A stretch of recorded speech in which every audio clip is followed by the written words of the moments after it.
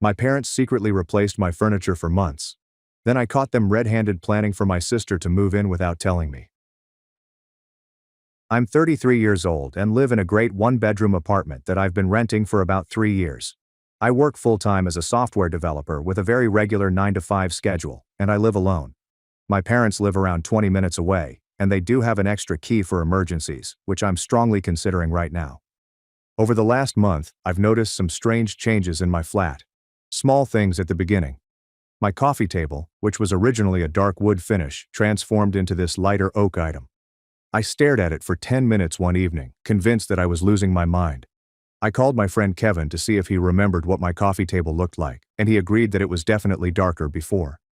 When I told it to my mother during our weekly phone contact, she chuckled and claimed I had probably mixed it up with furnishings from my previous residence. Then my kitchen chairs started changing. I had several black metal ones with gray cushions. They weren't fancy, but they worked. Last Monday, I returned home to find white wooden chairs with floral cushions. Floral. I am a 33-year-old man who works in IT and plays guitar in his leisure time. When would I have picked flowered cushions? The bathroom towels came next. My simple navy blue towels were replaced by a delicate pink set with small ornamental borders. I stood in my bathroom holding these towels, wondering if I was having a breakdown. I don't remember purchasing pink towels. I'd never purchased pink towels. Yet there they were, beautifully folded in the linen cupboard. Yesterday was the last straw. I returned home to find that my entire living room had been changed. My black leather couch was replaced by a beige fabric sectional with far too many toss cushions. My sleek black entertainment center had been replaced with a rustic farmhouse-style item that appeared like it could have come from a country magazine. I called my folks right away. My father seemed perplexed and said that my landlord had been doing maintenance. My mother questioned if I had been sleep shopping online and forgotten about it. Sleep shopping for furniture I would never, ever want. The truth is, all of the new furniture is nice. It's high quality, well organized, and plainly pricey. But that's not me. It's as if someone is gently changing my place into a space for someone else. Someone who prefers soft hues and farmhouse aesthetics, and appears to have extremely different tastes than me.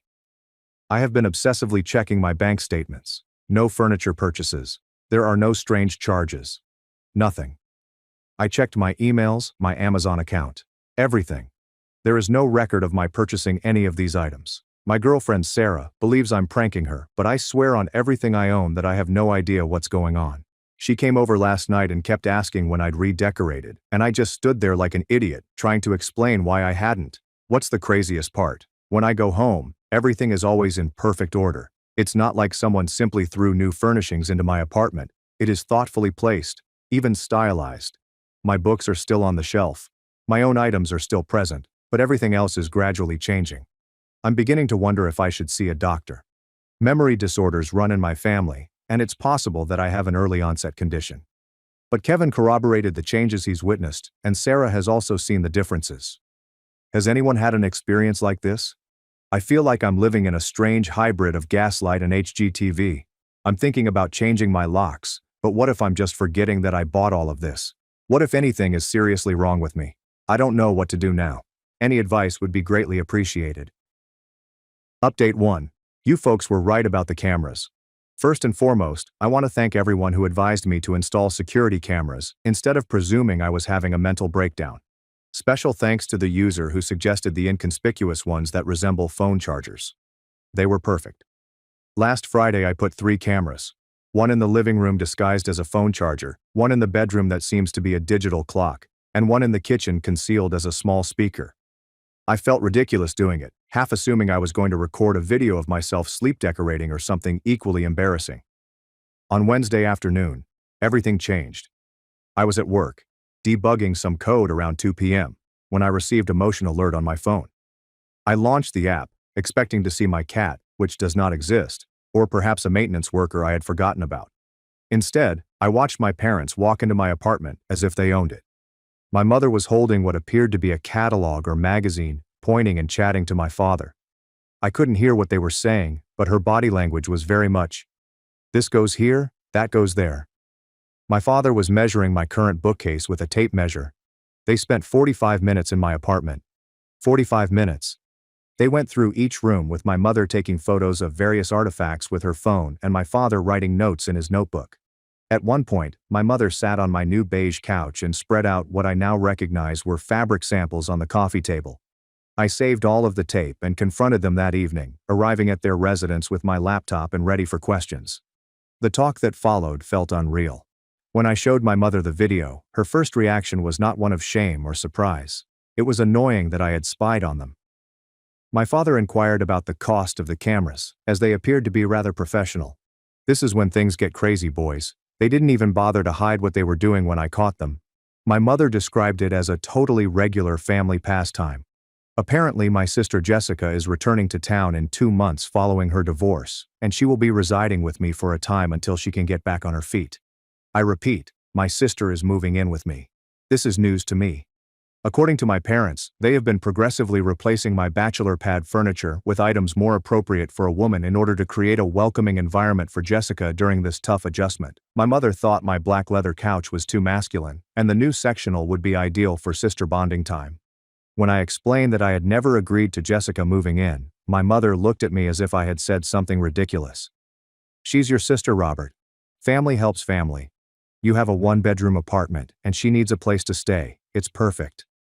I explained that, no, it's not ideal because it's my apartment, and I never committed to share it with anyone else. My father jumped in with statistics about how costly rent is, and how Jessica's ex-husband abandoned her in a bad financial situation.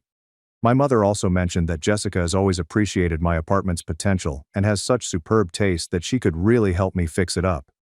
The most aggravating thing was that they pretended to be doing me a favor. My mother started saying things like, Jessica will help with the groceries, and you'll love having family around again, and it'll be just like when you were kids sharing a room. I inquired about the money. The furniture they've been swapping isn't inexpensive. My father casually stated that they had been investing in Jessica's future and wanted to ensure she had pleasant things around her while she was recovering. They appear to have spent thousands of dollars on the redesigning endeavor. My mother broke down in tears when I informed him Jessica couldn't move in, that I hadn't agreed to it, and that they needed to return my original furnishings. Actual tears. She accused me of being selfish and abandoning my family when Jessica needed it the most. My father expressed disappointment in how I handled the incident, saying that a true man would stand up for his sister. I left without resolving anything, but I made 2 points very clear. Jessica is not moving into my apartment, and they will never enter my area without permission again. I'm changing the locks this weekend. But here's what's bothering me. Has anyone talked to Jessica about this plan? I haven't spoken to her since Christmas, when she said that she was staying with a friend following the divorce. Does she even know about the furniture swapping operation? Is she planning to move in with me? I plan to call her this weekend when I get the locks changed. This entire situation is ridiculous, but I need to know if she's in on it, or just as dumb as I was. I am confident that further updates will follow. Update 2. 3 months later, locks have been changed. Boundaries have been established, and my parents are not handling the situation well. It's been 3 months since I discovered my parents renovating, and I decided it was time for an update after numerous people messaged me to see how things turned up. First, consider the immediate aftermath. I changed the locks that same weekend but did not give my parents a new key. This resulted in what my mother characterized as the worst betrayal in our family history. She called me 17 times on the first day. 17. I know because I took a screenshot of the call log before temporarily blocking her number. My father arrived at my flat the next Tuesday with a locksmith, presumably certain he could just have the locks changed back. To his credit, the locksmith requested that I show him my lease and ID before proceeding. When my father couldn't prove he lived there, the person left. Dad spent an additional hour sitting in his car outside my building, calling my work phone, and leaving more furious voicemails. The furniture dilemma turned into another nightmare. My parents insisted on disposing of my original pieces because they were being replaced with higher quality things. I suspected this was a falsehood, but proving it was another issue. I wound up needing to play hardball. I informed them that they had 1 week to return my original furniture, or I will file a police report for theft and breaking and entering. Suddenly, my old furniture reappeared. It's funny how that worked. They delivered everything while I was at work, leaving it in the hallway outside my apartment in the most passive-aggressive manner possible. My neighbors weren't amused. Mrs. Chen of 4B sent me a message inquiring if I was leaving because a couch was obstructing the fire exit. I called Jessica that weekend. That topic deserves its own post, but the short version is that she was as surprised as I was. She had no knowledge about the furniture swapping or our parents' plans for her to move in with me, and she was humiliated when I informed her what had happened. She'd been residing with her college buddy Amanda and had recently signed a lease for her own place across town. The family dynamics have remained tight ever then. My parents went through numerous stages to deal with their unsuccessful strategy. The first step was denial. They insisted Jessica would eventually see my apartment was the superior option. Then came anger. I was ungrateful, greedy, and clearly misunderstood the concept of family. Then comes negotiating. Maybe Jessica could stay on weekends, use my place as a backup, or store some of her belongings there. When I stood firm on all boundaries, they went on what I can only call a guilt attack. Every family gathering became a chance to remind me of all they'd done for me as I grew up. My mother would say things like, "I remember when Robert used to care about family," while handing the potatoes. My father began repeating anecdotes about how close Jessica and I were as youngsters, focusing on how I used to protect her. The breaking point occurred at my cousin Michael's wedding last month. My mother had allegedly informed various relatives that I was going through a terrible time and not speaking to my family. Several relatives and uncles approached me, asking whether everything was fine and if I needed help getting through whatever I was going through. I recognized my parents were intentionally altering the narrative, making me the problem rather than admitting their boundary transgressions. So I did something I never imagined I would do. I spoke the truth. Everyone who requested got everything. The reactions were mixed, but informative. My Aunt Patricia was outraged and informed me she'd had similar problems with my parents interfering with her children. My Uncle David laughed, saying it sounded just like something my mother would do. My grandma, my mother's mother, grabbed me aside and told me she wasn't shocked and that my mother had always struggled with control difficulties. But the most surprising reaction came from my cousin Sarah, who told me she had always felt sorry for me growing up because she saw how differently my parents treated Jessica and me. She stated that the entire family had noticed, but no one said anything because it was not their place. Learning that others had noticed this pattern for years was both reassuring and irritating. It reaffirmed that I wasn't seeing favoritism, but it also made me question why no one had ever complained. My folks are currently in the sulking period. They attend family gatherings but hardly speak to me beyond polite hello. My mother makes a point of asking everyone but me how they are doing. My father talks about sports with other family members while blatantly ignoring me. Jessica and I, on the other hand, have started to talk more. She's been a terrific supporter of mine when our parents tried to reopen the apartment dispute. She's also recounted some of her personal experiences with their interference in her life, which has been eye-opening. My apartment's furniture has been returned to its former configuration, with the addition of a few new pieces that I personally chose. My black leather sofa has never looked better to me.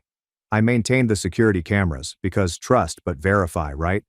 I have no regrets about standing my stance, but I will not lie. It has been emotionally taxing. 33 years of family dynamics do not shift overnight. And sometimes I wonder if I should have just followed their plan to keep the peace. But then I remember returning home and finding my living room entirely redone without my permission, and I realize I made the right decision. Boundaries cannot be negotiated, even with family, particularly with relatives. Update 3. 6 months later, the conversation that changed everything. I hadn't planned to publish another update, but something happened last week that dramatically changed my perspective on the situation. I think you should hear this. Jessica contacted me last Sunday evening, which is not unusual. We had been conversing more frequently since the furniture incident, but something about her voice was different. She sounded exhausted and furious, which reminded me of how I felt during the weeks when I feared I was losing my mind. "Robert," she replied, "I need to ask you something, and I need you to be completely honest with me." She proceeded to tell me about her new place. She had been staying there for nearly 4 months, and odd things were happening. At first, she replaced her bathroom towels with new ones and upgraded her kitchen goods. Her throw pillows were changed to ones that looked better with her couch. Sounds familiar? Jessica had been having the same symptoms that I had, but she had attributed it to stress from her divorce and possibly mixing up her stuff during the move. Our parents had a key to her home in case of an emergency, just as they had mine. But last week she arrived home early from work with a migraine and found Mom reorganizing her bookcase and swapping out picture frames. She had the entire explanation ready. Jessica stated to me, "I'm helping you create a more positive environment, and some of your things are reminders of negative experiences that you should move past." Jessica's talk with our parents appeared to be even more revealing than mine. When Jessica demanded to know what gave them the authority to change her belongings, Mom started into a thorough description of how she had been controlling the family's living arrangements for years. Here's what made my blood run cold. This wasn't new behavior. According to our mother, she had been doing this with both of us for years, and we had never realized it. She told Jessica about instances when she changed out my college dorm decorations because they were too immature. She discussed modifying Jessica's apartment setting when she first married because it didn't work well for entertaining. She remarked that she had updated both of our closets throughout the years, removing ugly outfits and replaced them with nicer options. Jessica and I spoke on the phone for 3 hours that night, exchanging our experiences. Remember how I sometimes couldn't find my favorite shirts or jackets? Remember how Jessica's apartment always seemed to have different accessories whenever I visited? We both attributed these incidents to ordinary forgetfulness or misplacing objects. Our mother had been planning our living areas for years, quietly and confidently, and we'd never questioned it. The furniture swap at my house was not a unique case of excess. It was the inevitable progression of a trend that had been ongoing since we were teenagers. The only reason we noticed this time was that she had become overly ambitious, changing too much, too rapidly. "Robert," says Jessica, "I don't think the plan was ever really for me to move in with you." She had been thinking about it since she found Mom in her apartment, and she had a theory. Our parents had been using the concept of Jessica moving in with me to hide their true goal, totally remodeling both of our flats to Mom's specifications. Jessica assumed they would have extended the temporary stay just long enough to finish both places, then come up with a reason why Jessica needed to return to her own apartment. It would have been an ideal scheme. They'd have 2 wonderfully decorated apartments that fit their requirements, and we'd be so preoccupied with the alleged living arrangement that we wouldn't have noticed the incremental alterations to our surroundings. The longer we chatted, the more we realized how deep this was. Our mother had ideas about everything in our lives: our clothes, furniture, food choices, and even our friends. And she'd been acting on them for years, so discreetly that we'd adapted without ever recognizing it. Jessica made a decision that night. She called our parents and told them she was also changing her locks.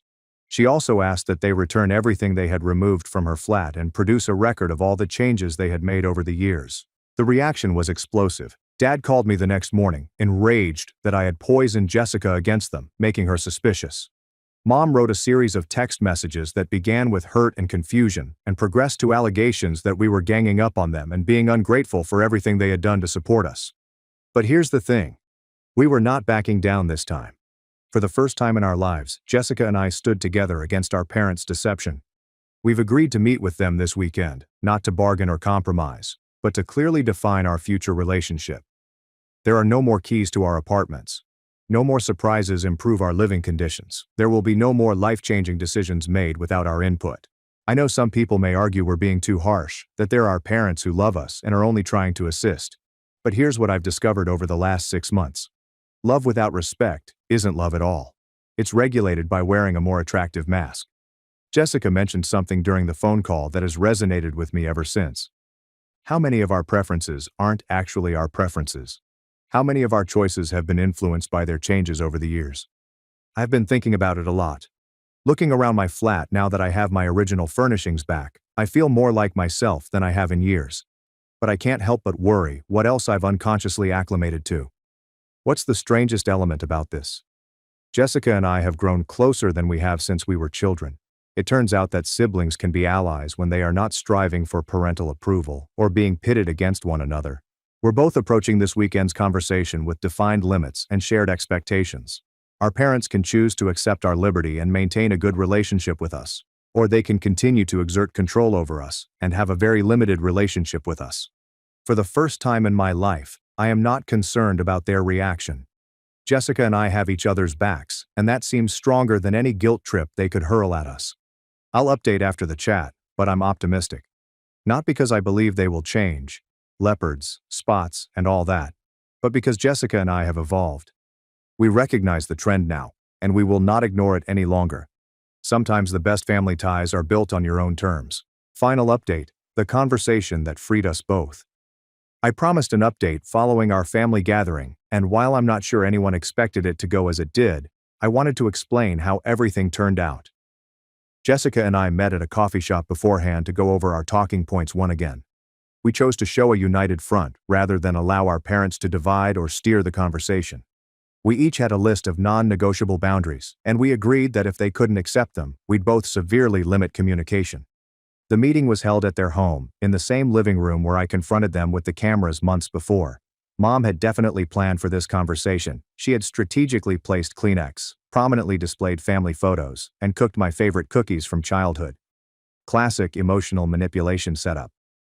Dad began by saying how delighted he was that we were finally sitting down as adults to straighten out this misunderstanding. He mentioned the word misunderstanding 4 times in his opening statement. Jessica leaped in first, which shocked me. She has always been more conflict-averse than I am, but something has changed in her since learning the depth of their influence. She gently brought forth what we observed, including years of minor alterations, a pattern of boundary violations, and a coordinated furniture swap plan. Mom's reaction was immediate and expected. Tears. She told us how much she loved us, how she had always wanted the best for us, and how she couldn't understand why we were attacking her for caring. But here's where the unexpected happened.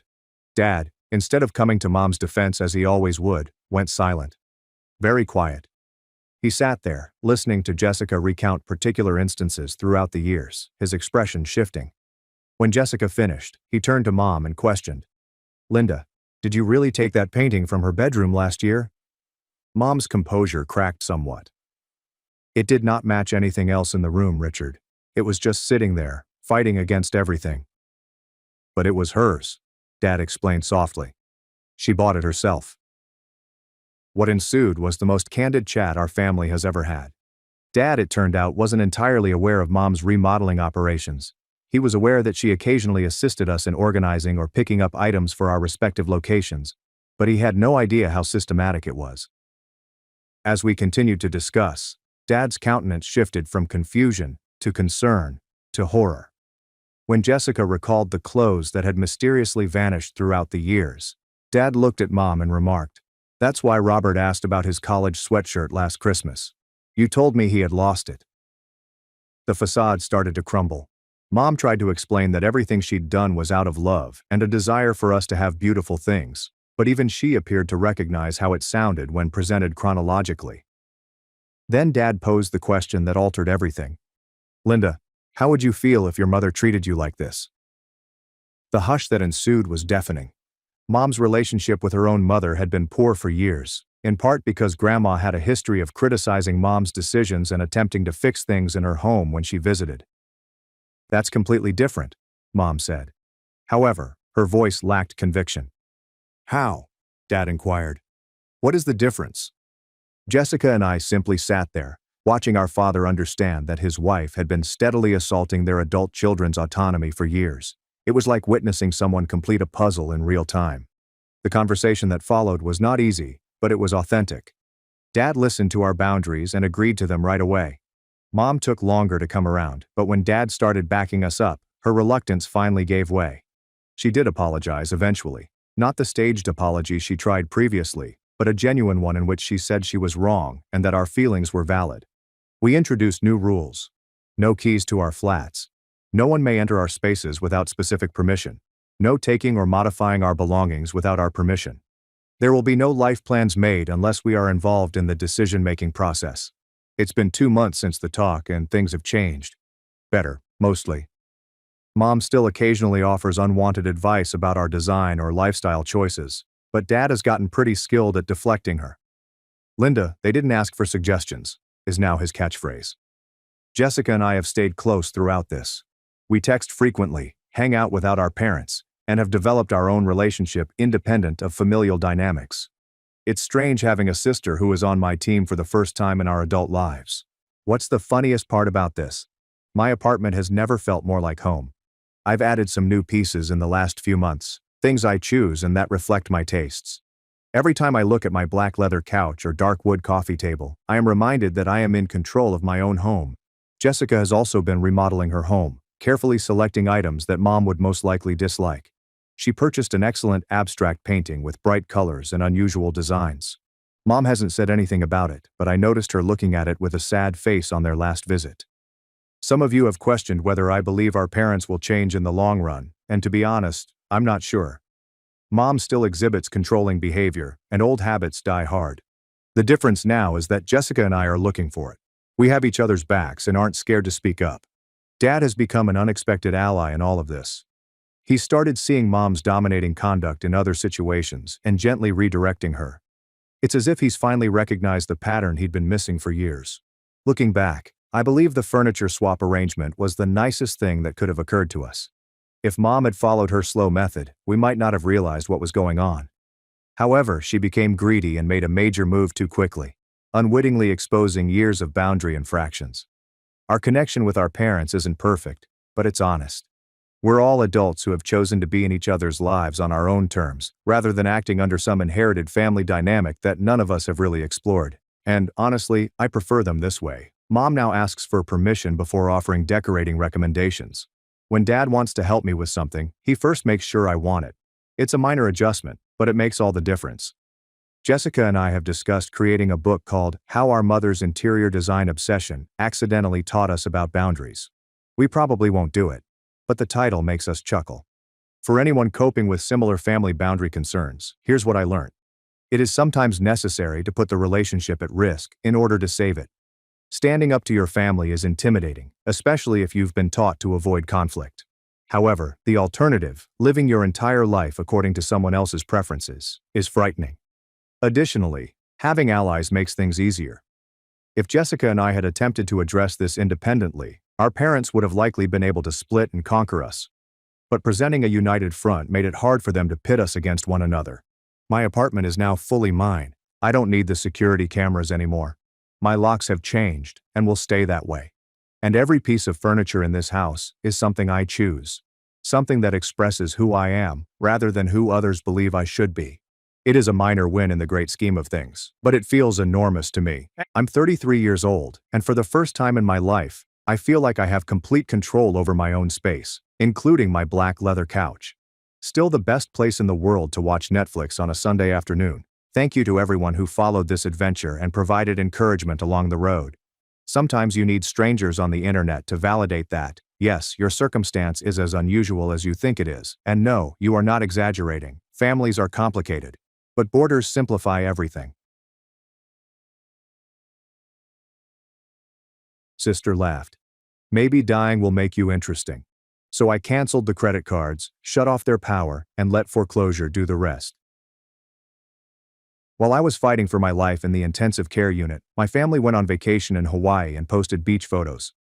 Mom texted, "Stop being dramatic. We'll visit when you pay our way." My sister chuckled. Maybe dying will finally make you interested. I took screenshots. A week later, they received canceled cards, shut-off utilities, and foreclosure notices. That's when the calls began, non-stop begging. The steady beeping of the heart monitor was the only thing I heard in the sterile ICU room. Pneumonia had progressed into sepsis faster than anyone had anticipated, and here I was, 26 years old, fighting for my life while hooked up to more equipment than I could count. The doctors had been brutally honest. The first 72 hours were fraught with uncertainty. I called my family as soon as I was admitted.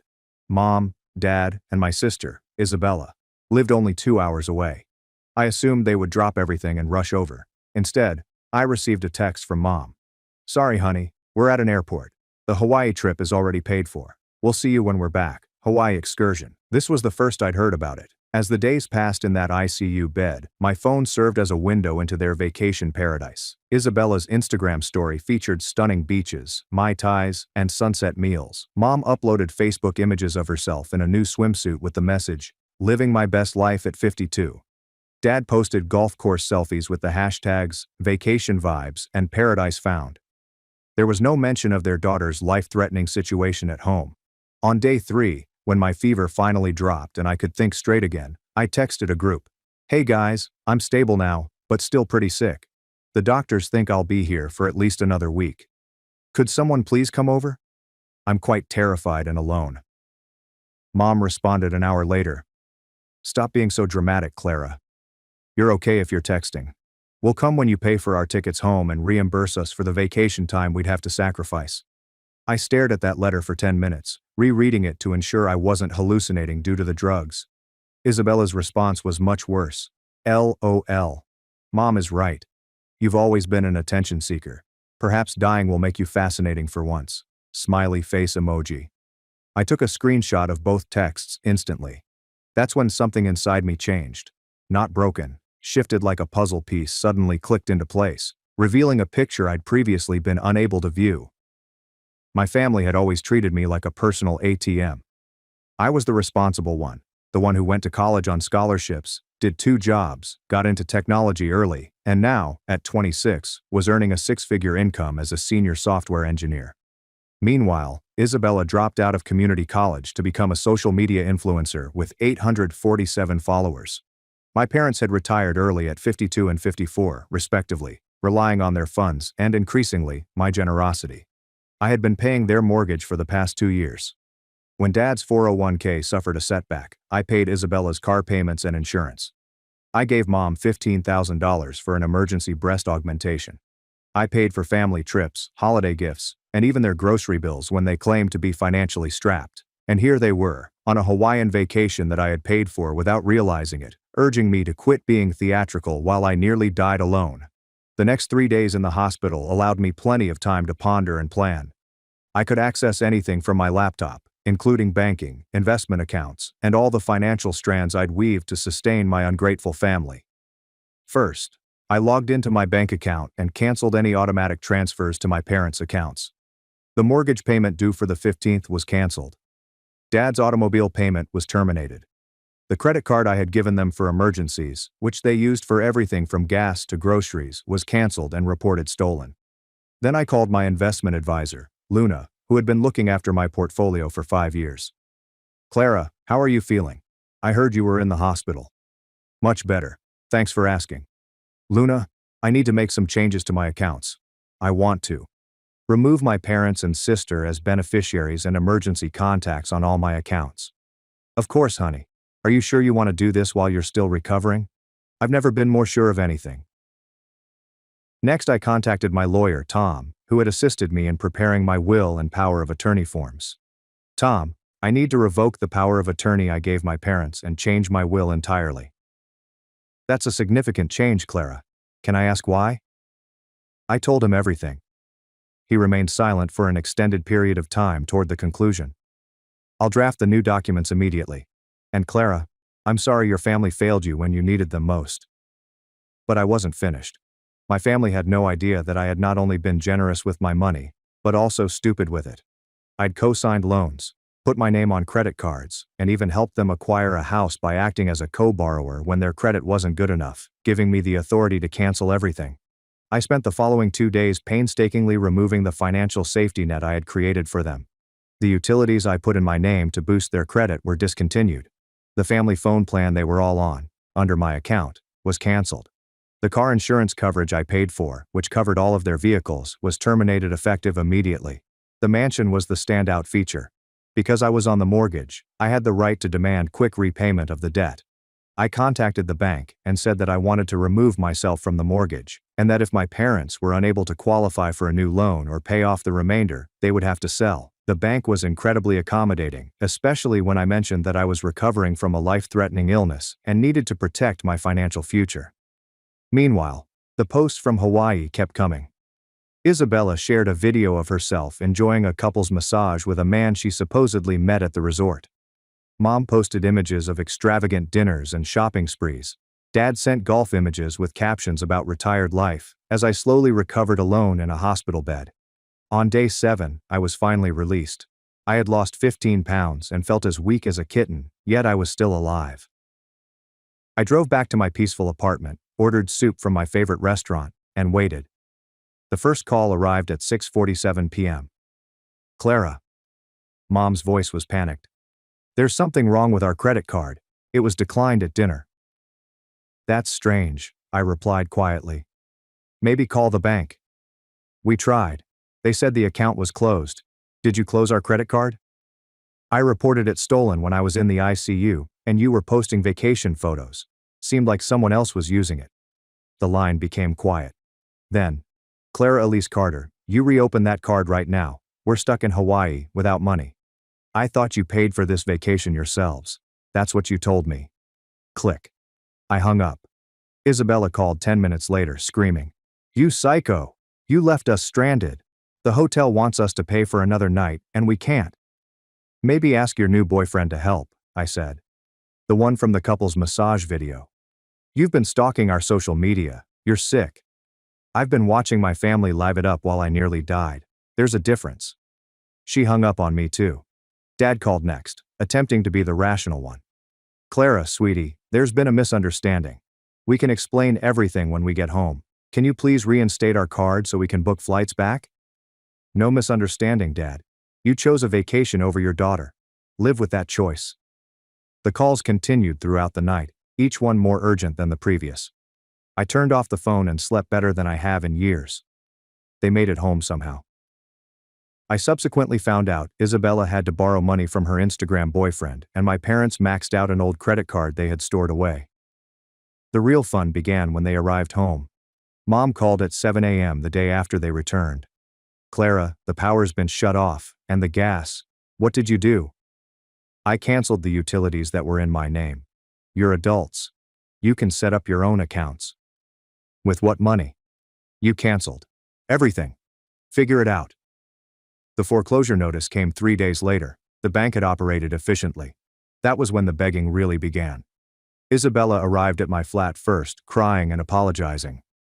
Clara, I'm so sorry. I was drunk when I wrote that text. I didn't mean it. Which text? The one where you said maybe dying would make me interested? That text. I was just joking. You know how I joke. Get off my property.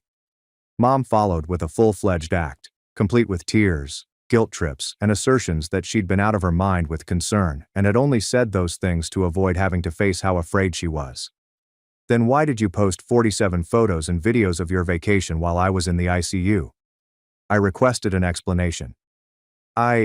We were trying to stay positive. Get out. Dad attempted a sensible approach. He presented them with a package of documents outlining their financial predicament, stressing how losing the house would wreck their credit and leave them with nowhere to go.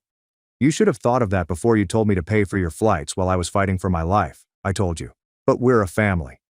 No, we're not. Family shows up. Family cares. Family doesn't mock their daughter for nearly dying. The calls grew frequent, 20 to 30 times a day. I blocked their numbers, so they began phoning from other phones, friends' phones, pay phones, and the landline at the hotel where they had to relocate after losing their home. Each call brought a new strategy. Fury, bargaining, more false tears, suicide threats, and accusations that I was destroying the family. You already destroyed it, I informed Mom during an especially depressing phone chat. I just stopped pretending otherwise. The most pathetic attempt came from Isabella's friend Rachel, who called purporting to be conducting a poll on family ties. She made a mistake after 20 minutes of asking rehearsed questions. So, hypothetically, if your sister was really truly sorry and maybe wrote you a letter explaining everything, would you consider? Tell Isabella I said no, Rachel. And telling her using you as a middleman is exactly the kind of manipulative behavior that got her into this mess. Then there was an attempted ambush at my workplace. Mom and Dad arrived at my office building, talked their way past security, and cornered me in the lobby as I was leaving for lunch. Clara, please, just 5 minutes, Dad begged, looking exhausted and frantic. Mom stood behind him, holding a tissue and trying to appear sympathetic. Security, I said to the guy who had let them in. These people are harassing me. Please escort them out. Clara, Mom screamed as security approached. I'm your mother. You can't just ignore your family. Watch me, I said, striding past them without another look. The security film from that incident somehow made its way to my co-workers, who were both shocked by my family's actions and pleased by my poise. The day Clara family attempted an intervention in the company foyer and was taken out by security became something of an office legend. My favorite desperate attempt came when they tried to exploit my hospitalization against me. Isabella shared a lengthy Instagram story about how I was mentally unstable following my sickness and that my erratic conduct was a cry for help. She stated that I was experiencing a breakdown and required family intervention. The post backfired catastrophically when several of my friends replied about their own hospital visits, noting how afraid and alone I was, how they gave me food, books, and comfort while my family posted vacation photographs. Bella's admirers began to draw the dots, and the comments section devolved into a scathing critique of her character. She removed the post within hours, but not before I screenshotted the entire thing. They were also facing increasing financial pressures. Sebastian told me that Dad had tried to acquire a loan using my previous contact information as a reference. When the bank contacted me to check his work and income, I was brutally honest about his circumstances. Mr. Carter is unemployed and has recently lost his home to foreclosure, I informed the loan officer. He has no stable income that I'm aware of, and I would not recommend extending him credit. Thank you for your honesty, Miss Carter. May I ask your relationship to the applicant? He's my estranged father. Unsurprisingly, the loan was denied. Around this time, I also discovered that Mom had been telling people that I was financially abusing elderly parents in an attempt to portray herself as the victim of a harsh daughter who had abandoned them in their time of need. She even reported me to Adult Protective Services for elder abuse, claiming I had stolen their life savings and left them destitute. The social worker who contacted me was professional, but definitely dubious from the beginning. Miss Carter, we've received a complaint that you financially exploited your parents. Can you help us understand the situation? I invited her to my home office, and we spent 2 hours going over every financial transaction, screenshot, and piece of evidence. I showed her the text from Hawaii, social media posts, and a timeline of events. So, let me make sure I understand this correctly, the social worker stated as she reviewed her notes. Your parents voluntarily put you on their accounts. You helped them financially for years, and when they chose a vacation over visiting you in the ICU, you removed your financial support. That's correct. And they're claiming this constitutes elder abuse? Apparently. She closed her notebook and looked directly at me. Miss Carter, what you describe isn't elder abuse. It's a boundary setting. Adult children have no legal obligation to financially support their parents, especially parents who are capable of working but choose not to.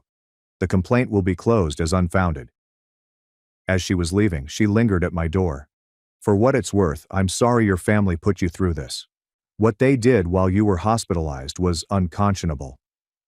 The failed APS report appeared to have broken something in Mom's mind.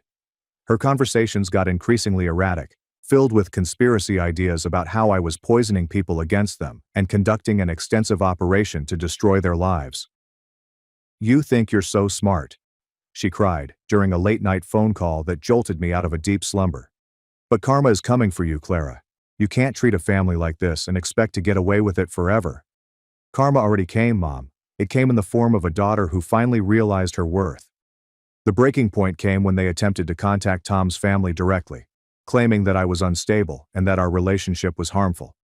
Mom had found Carol's Facebook profile and sent her a lengthy note regarding my mental health difficulties and troubling behavior patterns. Carol forwarded the message to me immediately.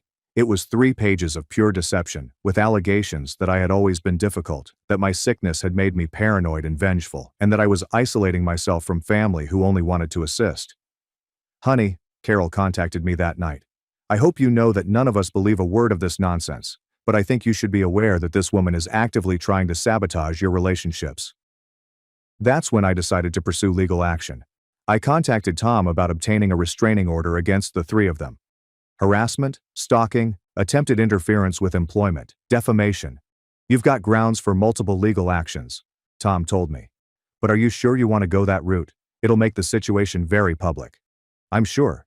They've crossed every line there is to cross. It's time for legal consequences. The restraining order hearing was planned for Thursday morning.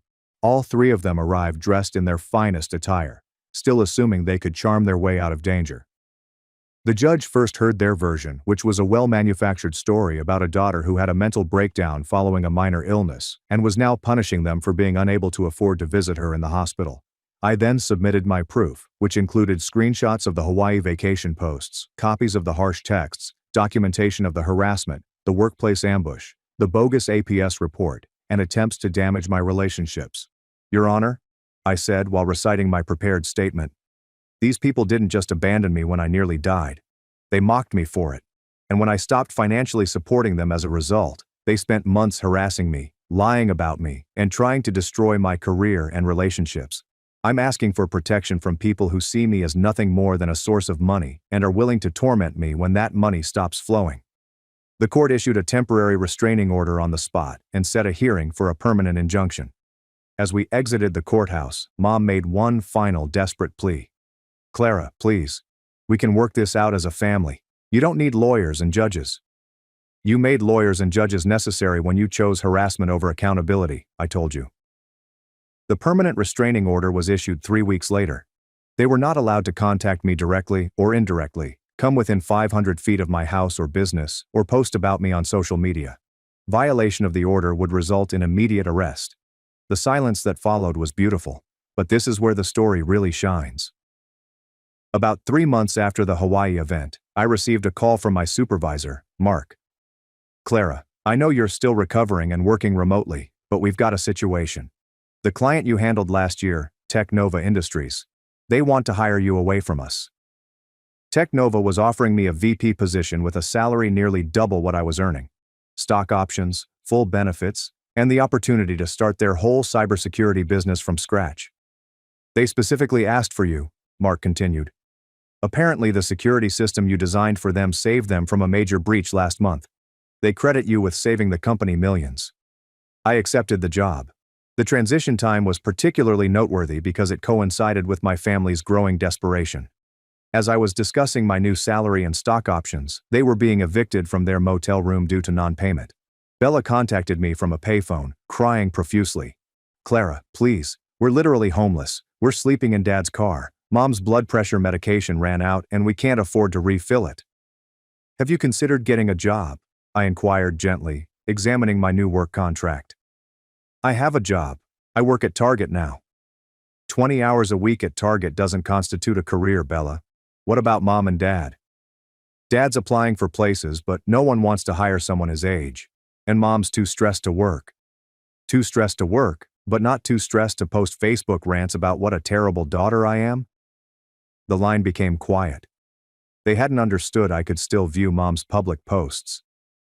That's different. She's just venting because she's upset. She's spreading lies about me to strangers on the internet while claiming she can't work due to stress. The math doesn't add up, Bella. My first day at Technova was all I hoped for.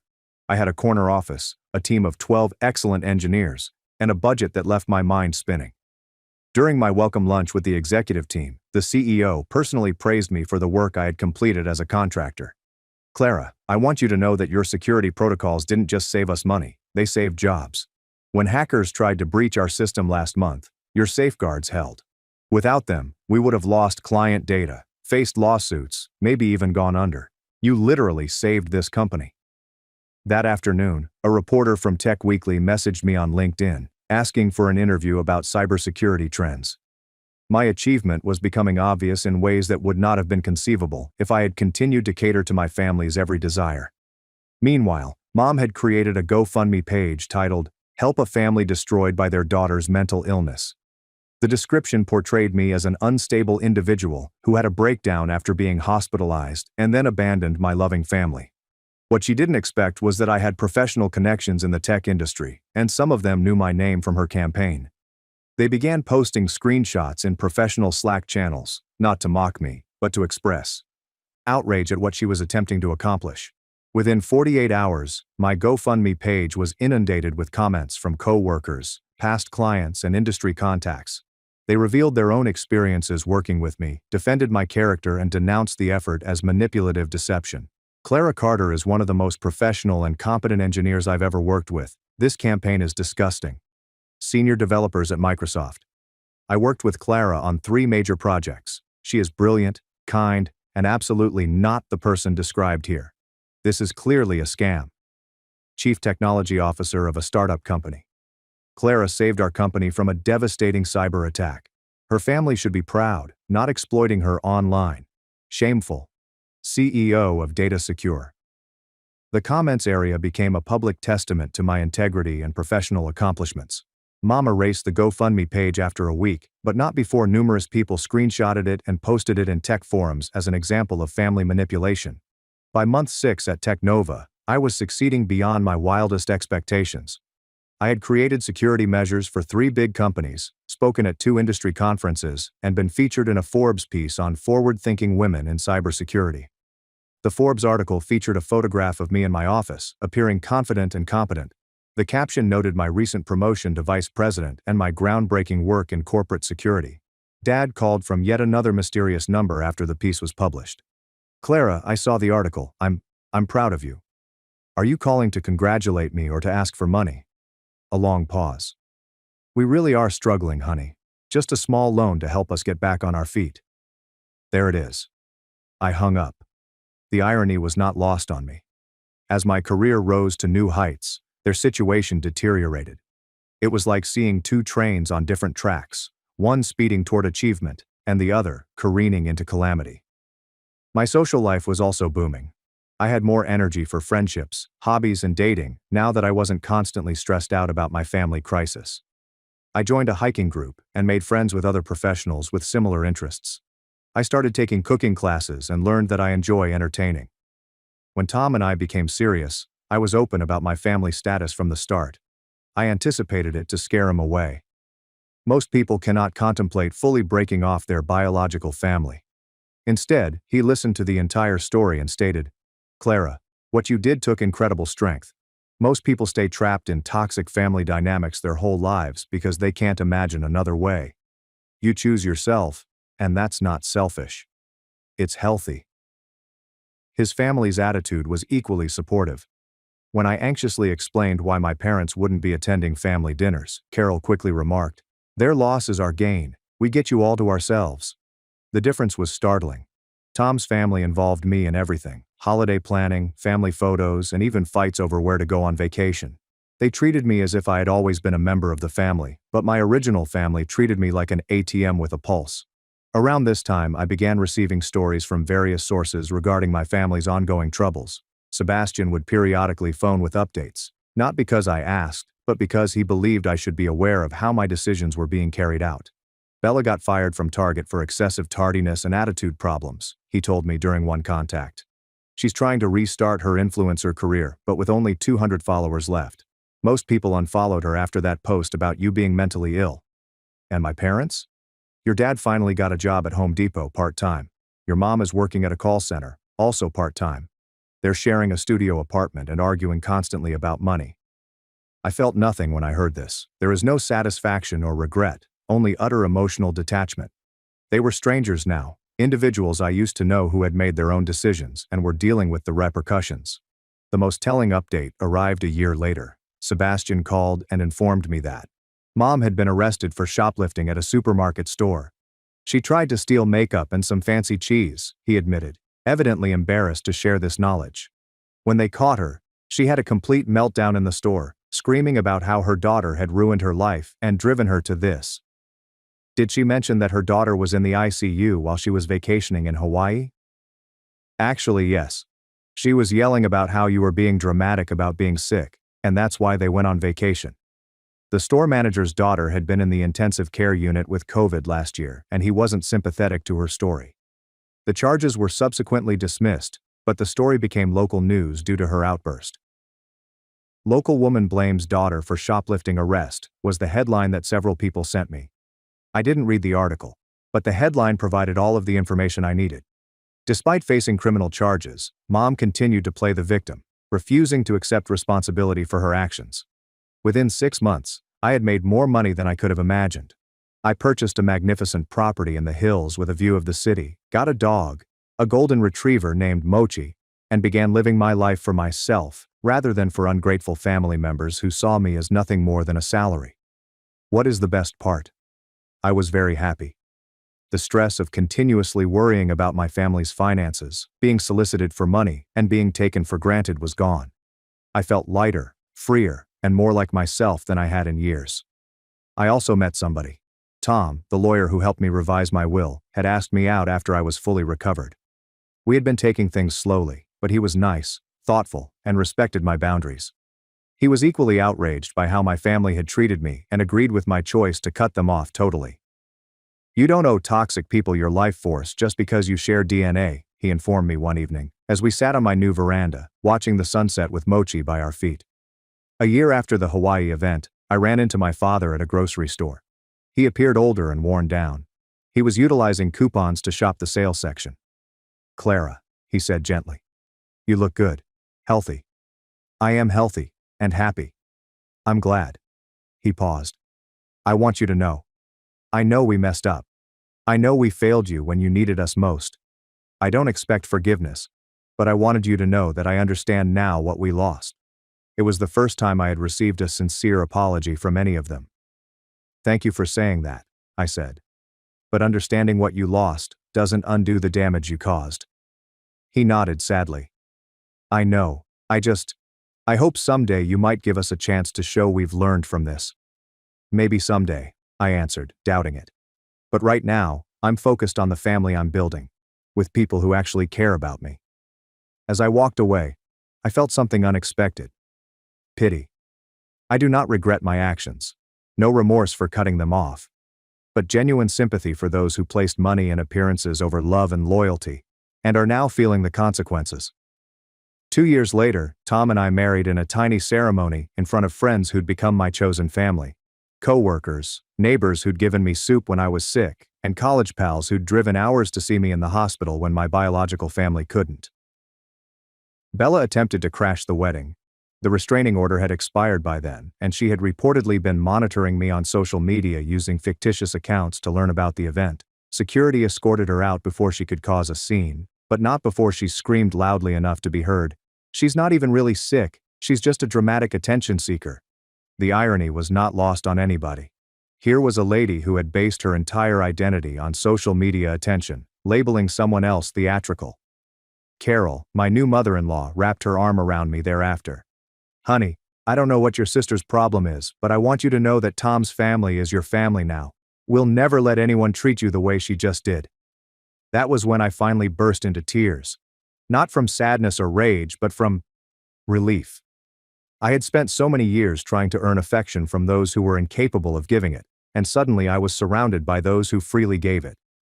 The story's final chapter occurred 6 months ago. I received a call from a number I did not recognize, but I responded because I expected a business call. Clara, it's your cousin, Sebastian. Sebastian was Dad's nephew, someone I'd always liked but rarely spoke with. I hope you don't mind me calling, he added. I got your number from your old coworker, Luna. I wanted to reach out because, well, I think you should know. Your mom's been telling everyone who'll listen that you abandoned the family when they needed you most. She's been spreading this story about how you got a little sick and then cut them off financially to punish them for not visiting immediately. My blood boiled. A little unwell. Is that exactly what she is saying? But Clara, he replied, I wanted you to know that not everyone believes her. Some of us remember the photos they posted from Hawaii while you were in the ICU. Some of us think what you did was exactly what they deserved. Thank you for telling me, Sebastian. There's more. They're not doing well. Bella is working at a retail store and living in a studio apartment. Your parents are renting a room from someone, and your dad's working at a hardware store. Your mom, she's been asking family members for money using the same story about how you abandoned them, and no one's giving her anything. Word gets around. You know, people remember how they treated you. After I hung up, I reflected about this for a long time. Part of me felt vindicated. They were now facing the repercussions of their conduct. But primarily, I didn't feel anything. They were strangers to me now. People I used to know had made their decisions and were living with the consequences. I never reached out to them again. I never forgave them or attempted to repair the connection. Some people could describe it as frigid or merciless. I call it self-preservation. Because while I nearly died alone while my family vacationed in paradise, I learned that some people just regard you for what you can give them, not who you are. And the moment you stop providing, their actual nature becomes obvious. I discovered that creating limits isn't harsh, it's important. I discovered that blood does not automatically make someone family.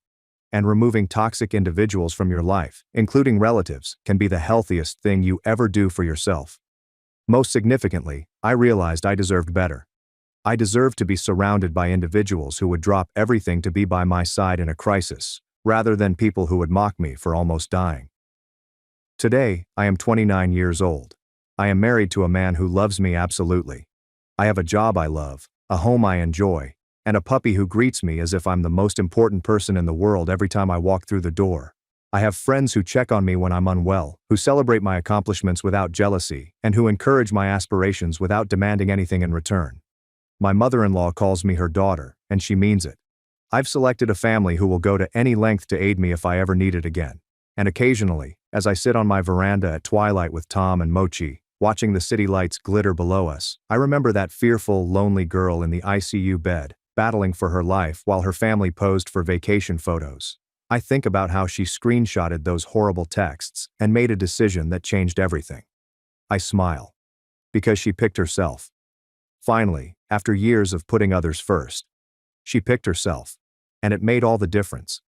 The weird thing about revenge is that the best type does not involve harming those who have wronged you. It's about creating a life so fulfilling that their absence is a blessing rather than a loss. They assumed losing me wouldn't be a huge issue. They expected me to return, checkbook in hand, pleading for forgiveness. Instead, they lost the greatest thing that had ever happened to them. And I got the life I always wanted, but was too busy caring for them to know I didn't have. That is a trade I will make every time.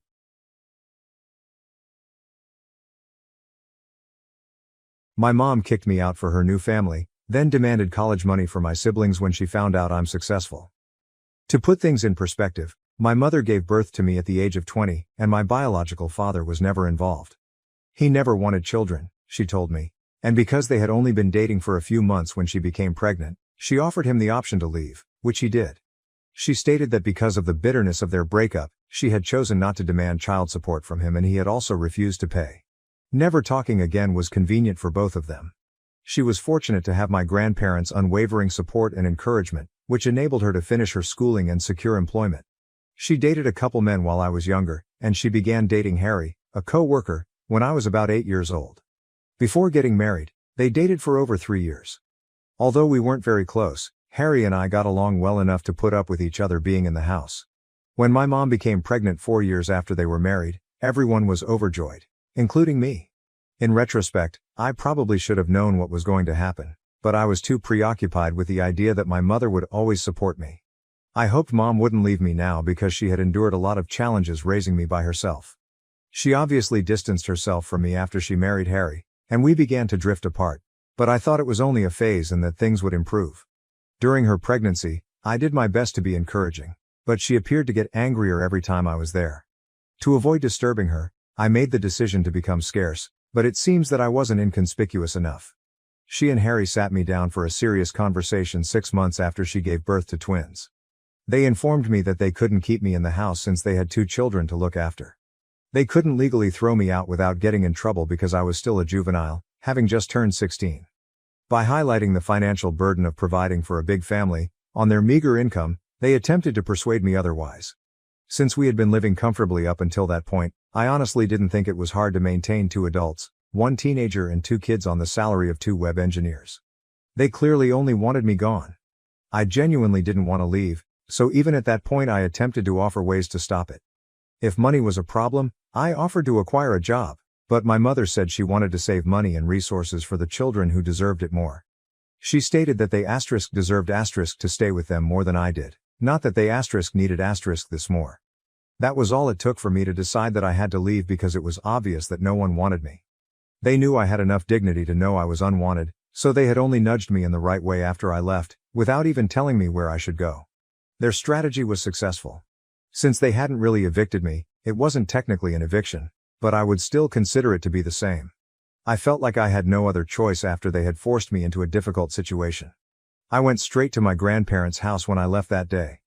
They wanted to be there for the twins, so even though they were upset about what my mother had done, they didn't cut her off.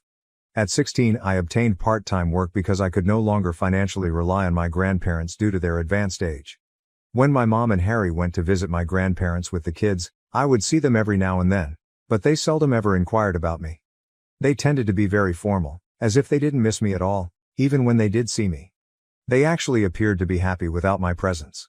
I was saddened by my mother's apparent decrease in irritability, but I knew there was nothing I could do about it. Until it was time to go to college, I lived with my grandparents.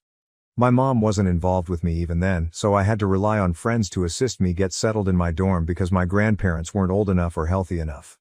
My mom and Harry declined, preferring to preserve money for the twins' future, so I had to take out a student loan, and one of my relatives co-signed for it.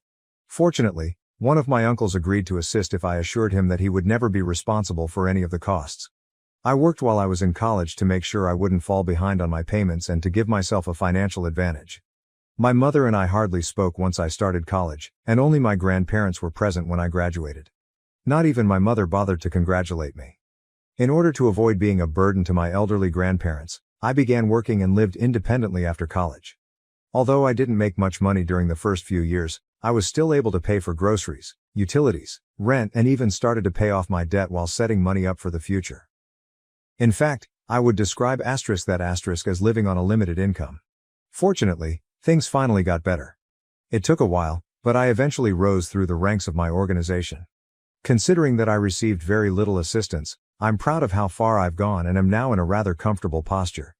Unexpectedly, my mother discovered that I earn a good living, even though we haven't spoken for many years.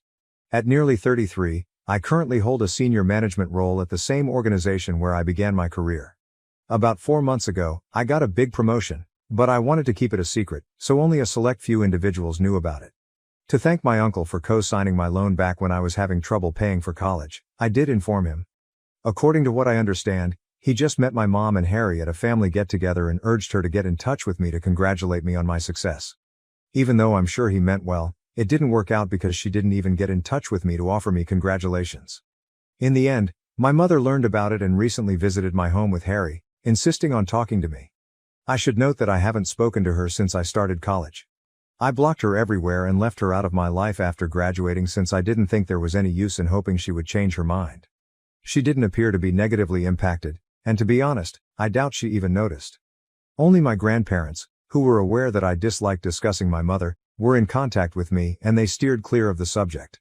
I didn't really stay in touch with my uncle either, so I was unaware that my mom and Harry had been having financial difficulties for a few years. Only when they arrived at my door and told me how bad things had gotten did I find out.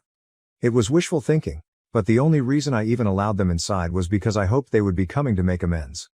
They began by stating that they had heard from my uncle about my promotion and how I was one of the youngest individuals in such a prominent position in my firm, rather than congratulating me on my accomplishment. It seems that they were surprised that I had kept it from them. Ironically, I was taken aback that they expected me to communicate with them at all, much less deliver any positive news. Additionally, they were disappointed that I had shut them out of my life, claiming that it was only because they had prioritized their children above me. They maintained that I should have been old enough to comprehend their rearranged priorities and not harbor resentment as a teenager. They said that I should have supported their decisions rather than going in with my grandparents. I'm not even sure why they thought I would agree with their choice to expel me from the house. They tried to gaslight me into thinking that I was the bad guy for being angry that they had ejected me so they could spend time with their children alone, but that's how they began our reunion after all these years. They talked about how tough the past several years had been for them without even giving me a chance to explain my side of the story. They described how they had launched their own company but, regrettably, it did not succeed, resulting in losses. They were now attempting to make up for previous losses, and they desperately needed money as the twins were getting close to college age. I saw then why they had come. They needed financial assistance. They didn't waste any time going right to the point, even trying to soften it by claiming that I could make it up to them by paying for my siblings' schooling, but that at first they were upset that I hadn't contacted them despite performing well. Their attempt to make it seem as though they were doing me a favor by allowing me to pay for the college education of 2 children I no longer knew astounded me. I told them right away that I wouldn't be doing that and that it was disrespectful of them to believe they could coerce me into doing so. I became irate and reminded them that they were the reason I had to work during my college years and pay for my own education. Because they wanted to save for their real children, who they believed deserved it more than I did, they had refused to provide me with financial support back then. I assured them that they had no right to expect anything from me now, particularly financial support, since I had never questioned their choice to put the twins first and had just left them alone. They actually no longer had the right to demand that I communicate with them. Instead of attempting to emotionally control me, I pointed out that they could now use the same money to pay for the twins' college bills because they had wished to conserve money and resources for the children who deserved it. I had nothing else to say, so I asked them to go. I was stupid to invite them inside my house in the first place, assuming they might have come to express regret for their treatment of me. They became irritated and attempted to place the blame elsewhere when I began to insist that they leave. They informed me that I wasn't innocent in this case. Their protection. They said I was over-enthusiastic, over-involved, and frequently irritable while we all lived together. I was only a teenager, trying to keep in touch with my family as they drifted away from me, so I couldn't believe that was a true issue they had with me. They then had the audacity to claim that I was no better than them since I had denied their request. They said I was forgetting all the years my mother had taken care of me and brought me up alone. They said that this was my opportunity to make it up to her, and assist her, but I was being rude and unappreciative instead. Since I was a child at the time, I thought it was absurd that they would bring that up. Even if I had wanted to, I couldn't have decided not to rely on them. Furthermore, it wasn't like they were helping me. They pushed me out of the house and effectively forced me out as soon as they believed I was mature enough to manage things on my own. For the following 18 years, they refused to acknowledge my existence. I was still shocked that they had the gall to expect me to aid them now, as if I owed them something, even after everything that had happened. During the dispute, things became quite personal and ugly, and I finally threatened to call the police if they didn't leave my property. My mother reminded me of all the sacrifices she had made when I was younger, ostensibly because she wanted to be a good mother, before they finally departed after more arguments. She said that I had been ungrateful the one time she had expected me to sympathize with her predicament and allow her to put other people before myself. She now claimed that rather than the other way around, I was portraying her as the villain. Since then, this has been bothering me and I'm having trouble figuring out whether I'm to blame, whether I've been expecting too much from my mother, or whether she's simply deceiving me. I decided to post on Reddit to get some unbiased perspectives even though I'm quite sure I'm correct. AITA for not paying for my half-sibling's college tuition just because my stepdad and estranged mother are having financial difficulties. Edit. Even though my uncle had excellent intentions, I reminded him that what he did was wrong and unacceptable. His actions undoubtedly had a negative effect. I wouldn't be in this predicament if he hadn't shared my life with my mother and disclosed my contact details without my consent. He apologized excessively, stating that he was unaware of their financial difficulties and that he had no idea my mother would respond in this manner. He admitted that he had no business telling my mother about my life and that if we had wanted to get back together, we would have done so without his help. Since his heart was in the right place, I don't intend to cut him out of my life. I would have been much more angry if he had meant something different. He simply made an error. In addition, it was because of him that I was initially able to attend college. He was the only person who was prepared to assume the responsibility of co-signing my loan application. If you consider it, I might not be in this situation at all if it weren't for him. I made sure to let him know that what he did wasn't appropriate since I don't want to come across as unappreciative, but I'm also not a doormat. Whatever I did was fair enough, and I believe I found the ideal balance. We're doing great together. And I won't hold anything against him because I needed this resolution somehow. I also discussed my mom's recent struggles with my grandparents. They believe I'm correct and have promised to make an effort to persuade her to change her mind. I realized that they didn't want to lose touch with their other grandchildren, which is why they have remained in touch with my mom. They understand the struggles my mom's family is going through, but they don't think it's right or fair to put me through this. That's their position on the issue and I believe it's reasonable enough. ***. First update.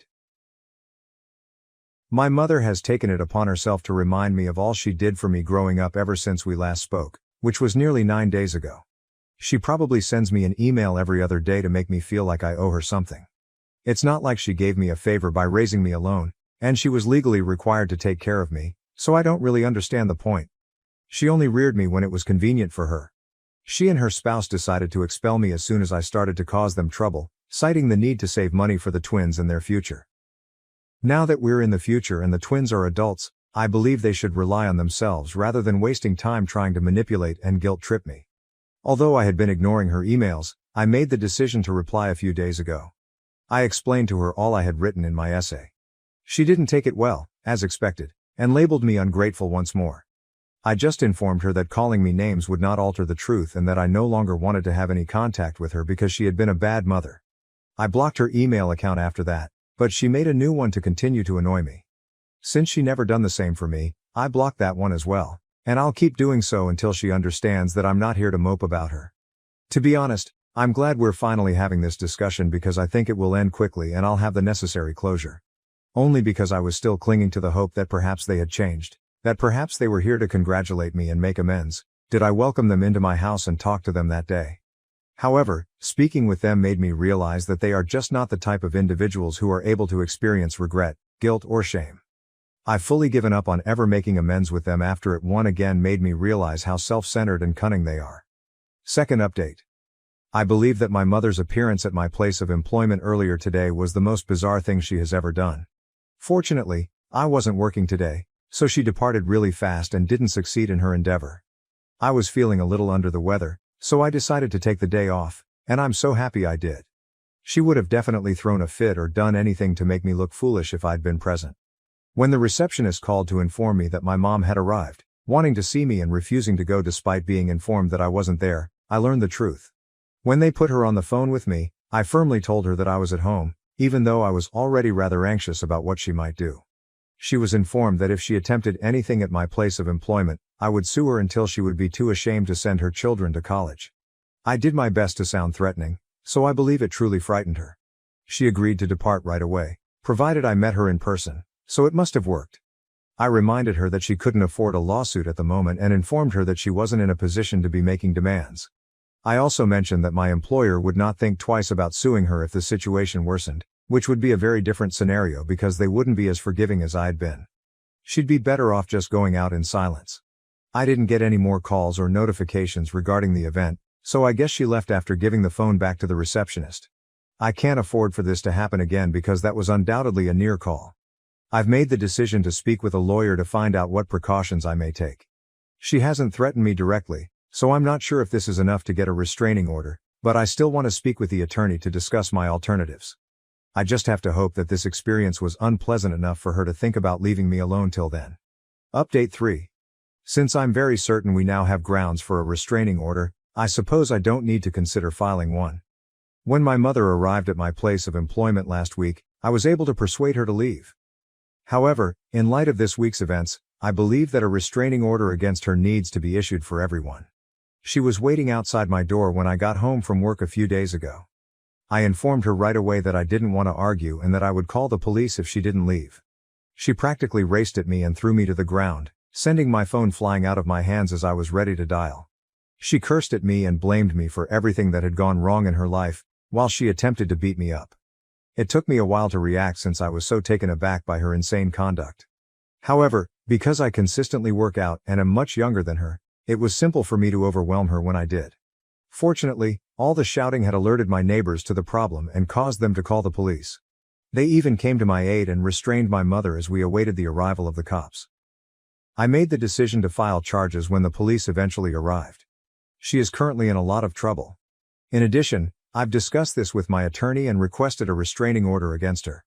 I've been informed that Harry has taken the children and moved in with his parents. I'm not sure if he intends to come back anytime soon. He apparently challenged her about her behavior after saving her and informed her that she couldn't continue acting in this manner. She also got into a fight with him, which seems to mean she's really lost it. I believe she finds it difficult to believe that I'm doing well in life, but in all honesty, she is to blame for her own issues. I will not be sorry for her. I'll have the restraining order in place soon, and since I'm making more money, I've already started thinking about moving into a larger home. Since now seems like the ideal moment, I'm going to start exploring my alternatives. Being linked to someone like that is embarrassing, so I sincerely hope my mother receives the support she needs and learns to behave normally. She has also been nasty to my grandparents, who have told me they no longer want to be around her. The only person she can blame for everyone avoiding her is herself. Anyway, I'm not worried about it anymore. My husband just uncovered secrets from my past, and now I'm terrified our marriage might be over. Original post. I'll try and keep this short. We've known each other for 5 years, been married for 2 years, and up until last weekend things were perfectly fine. Maybe once in a while we'd bicker about money or something, but 99% of the time we were happy together. While out last weekend for a friend's birthday, a now ex-friend of mine told my husband about a relationship I had in college. My husband knew about my college boyfriend, but obviously I didn't share intimate details about our sex life. Well, it came out that I used to engage in threesomes with him and his male roommate. Probably 12, 15 in total, but all my husband knows is that it was more than once. College was a totally different time in my life. I was drinking every weekend, doing recreational drugs every month, partying, having casual flings, just like everyone else at that age. It was a hedonistic live-for-today lifestyle that I thankfully grew out of. I look back on those years with a lot of regrets, and not just about my sex life. I mean, it was 10 plus years ago. I'm a totally different person now. Regardless, I know my husband sees me in a totally different light. He hasn't slept in our bed since he found out, and he's barely spoken to me all week. I'm so scared he'll divorce me. I'm walking on eggshells just trying to stay out of his way while he works through this. I really want to sit him down and clear the air, I just don't know where to begin. I feel like one slip of the tongue and our relationship could be completely over. I know I'm not a good person for keeping this from him, so please don't lecture me. It was a chapter of my life I'd thought I'd closed for good.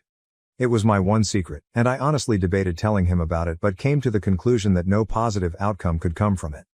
TLDR, My husband, SM34 of 2 years, found out some of my F31 sexual exploits in college. He has barely talked to me since he found out, and I'm afraid our relationship might be finished over something I did 10 years ago before I even knew him. Relevant comments. Commenter. People don't change that much. It could be that he just simply knows more about how you view sex now, and it may not be compatible with his own views. Pulling a three-way with 2 dudes, 10, 15 times? That's a whole lot of sucking and fucking. It shows a lot about how you like to be treated and what you crave. I honestly don't blame him for being creeped out about that. OOP, most times there was drugs or alcohol involved. It's not something I'd ever want to do at this age. Like I said, it was a lifetime ago. Puch 80. Is your husband upset that you used to be sexually adventurous because he has a moral problem with it? Or is it because you are not sexually adventurous with him? And I don't just mean having threesomes. I mean fun, passionate sex. OOP, he's never complained about our sex life. I didn't want to go into explicit detail, but people are asking and it's an anonymous account, so here it goes. My main limitation is that I won't do anal, which I know he enjoys. It's just not pleasurable and often painful for me. I don't like him coming on my face. Body is fine, in me is fine. And, not that he's ever asked, I'm done with group sex for good. Deleted. Honestly, I don't think you've done anything wrong, and if this, something that occurred when he wasn't in your life whatsoever, is a deal breaker for him, then you're better off. He's being a childish idiot about it. The past was meant to stay in the past, and I don't believe you were obligated to talk to him about your sexual exploits with previous partners. The way he is acting is ridiculous. I understand he may be bothered by it, but wow, handle it like a man, dude. OOP, I'm not better off without him. This is the man I love, we've built a life together. A divorce would completely ruin my life. How did her husband find out the information? He was talking to an old friend of mine on a night where we were all drinking. My friend claims it was a drunken slip of the tongue, but she has a history of pulling shit like this. I'm 100% done with her, I no longer consider her a friend. OOP added, no, I came to Reddit because I'm looking to save my marriage and don't want to discuss this with friends, family. Update, as of this morning, we still hadn't slept in the same bed or spoken more than 10 words to each other in passing. As I was waking up, he was walking in the front door with 2 coffees. He sat me down at our kitchen table and finally opened up to me. Basically, he feels that he was conned, his word, into the marriage, saying that he wouldn't have even dated me, let alone married me, if he'd known what he knows now. His view of me has been irreparably changed and he no longer sees me as someone worthy of being his wife. Quoting him here, loving prick. Beyond the sexual aspect, he says he no longer trusts me because I kept something this big from him our whole relationship. Nothing I could do or say could convince him that these were past mistakes and not reflective of who I am today. He wasn't angry with me, didn't call me a slut or anything like that. Never once raised his voice. Part of me wishes he did, although I can't exactly say why right now. It felt like I was being laid off from a job. So that's it. We are getting divorced. My supposed life partner turned his back on me without a second thought. He didn't even have the decency to discuss it with me first. Apparently he visited his lawyer during the week and the process is in motion. His words. Knowing him, there is absolutely no changing his mind. My husband owns multiple businesses and wouldn't get married without a prenup. I signed it, honest to God, thinking we'd never, ever have to use it. Well, he had the loving document with him this morning. He said he'd pay off the remainder of my student loans, which he isn't legally obligated to do. While I appreciate that, I am going to meet with my lawyer this week and see if the agreement can be challenged in court. We have built a life together. I gave him 5 of the best years of my life and I've been 100% faithful to him. I don't deserve to be tossed out like a piece of trash. So that's it. My life turned upside down in the span of a week, over something I did 10 plus years ago before I even knew him. It's loving asinine. The thing is, even as I wrote the original post, in the back of my mind I knew he was through with me. He's ended friendships and business partnerships over less. TLDR, my husband finally spoke to me and is apparently proceeding with a divorce. Relevant comments. Deleted 1. I'm curious, why are you looking to challenge the prenup in court? Do you feel that you have a right to his assets or money from his businesses, or are you just being a vengeful person? Were you an investor or founding member of any of these projects with him? Were you instrumental in their development and success in any material way? Don't give me this emotional support crap. The whole time you were supposedly emotionally supporting him, he was using the proceeds from his businesses to provide for you. That's the deal in a marriage. Now that the marriage is ending, The monetary support from his businesses is going to be cut off from you. He's being generous by offering to pay off your loans. It sounds like you're just being a spiteful bitch looking to suck as much of his money as the legal system will allow. Deleted 2. It's within her rights to contest it and the courts will decide whether she has a case or not. OOP exactly. What do I have to lose? To protect his fragile ego, I have to start my life over at square one. I'll probably have to move in with my parents. I don't even know if I'll have a car by summer. I get why he's mad. I totally get it. He just didn't even give us a chance. He doesn't know our relationship won't work out. He didn't even try. He ran straight to his lawyer and exercised a contingency agreement without even talking to me. He's taking the coward's way out and it destroys my life in the process. Macaroni and milk. I seriously don't know what the fuck is going on in this thread where the devoted comments are about how it's all on you because you're a fucking liar. This is the same subreddit that will tell most posters that their sexual past is no one else's business, barring diseases or sex work. Maybe these people only read your update and assumed you hid both of those from him. I don't know. Either way, you did nothing wrong. If your sexual past was such a big deal for him, he should have asked you some questions, not just assumed you were some pure little angel living in a bubble just waiting for this one specific man to come whisk you away. If having a sexual past is a deal breaker and he didn't question you, that's on him. Not you. Lawyer up, make the split, and go find some guy who won't judge you for actions that happened 15 years ago and have no bearing on him whatsoever. OOP never said I was a virgin. We met when I was like 25, come on. Anytime I mentioned an ex-boyfriend, not sexually, just in conversation, like, oh, I went to destination with ex-boyfriend, he'd get pissy and unhappy. He never came out and said it, but I could tell it made him uncomfortable. So early on in our relationship, I made the conscious decision to stop talking about my past boyfriends completely. Am I the jerk for refusing to confess just to take communion at my brother's wedding? Original post, I, 31F, have 3 siblings, 40M, 38F, 27M, and we have a good relationship despite the age gaps between some of us. My older siblings are both married and so am I. The wedding in question is my younger brother's. My younger brother Luke is engaged to his GF of a year Emma, 28F. She is nice I guess but we have never really clicked and are just polite to each other. Something important is that we are all Catholic, but not really hardcore ones and some of us are even lapsed. I do believe this whole situation started just when I met her for the first time. I look younger than Luke and it has always been a sibling joke that I'm truly the baby of the family. Most people that meet us assume he is older than me but nobody has had issues with it until Emma. The day I met her she kind of scoffed when I said I was happy the baby had a proper girlfriend. She has this weird thing about being the eldest in her family and refused to believe I was older than her until I showed her my ID. She has been hot and cold with me since then, often infantilizing me or trying to have a sort of boss attitude.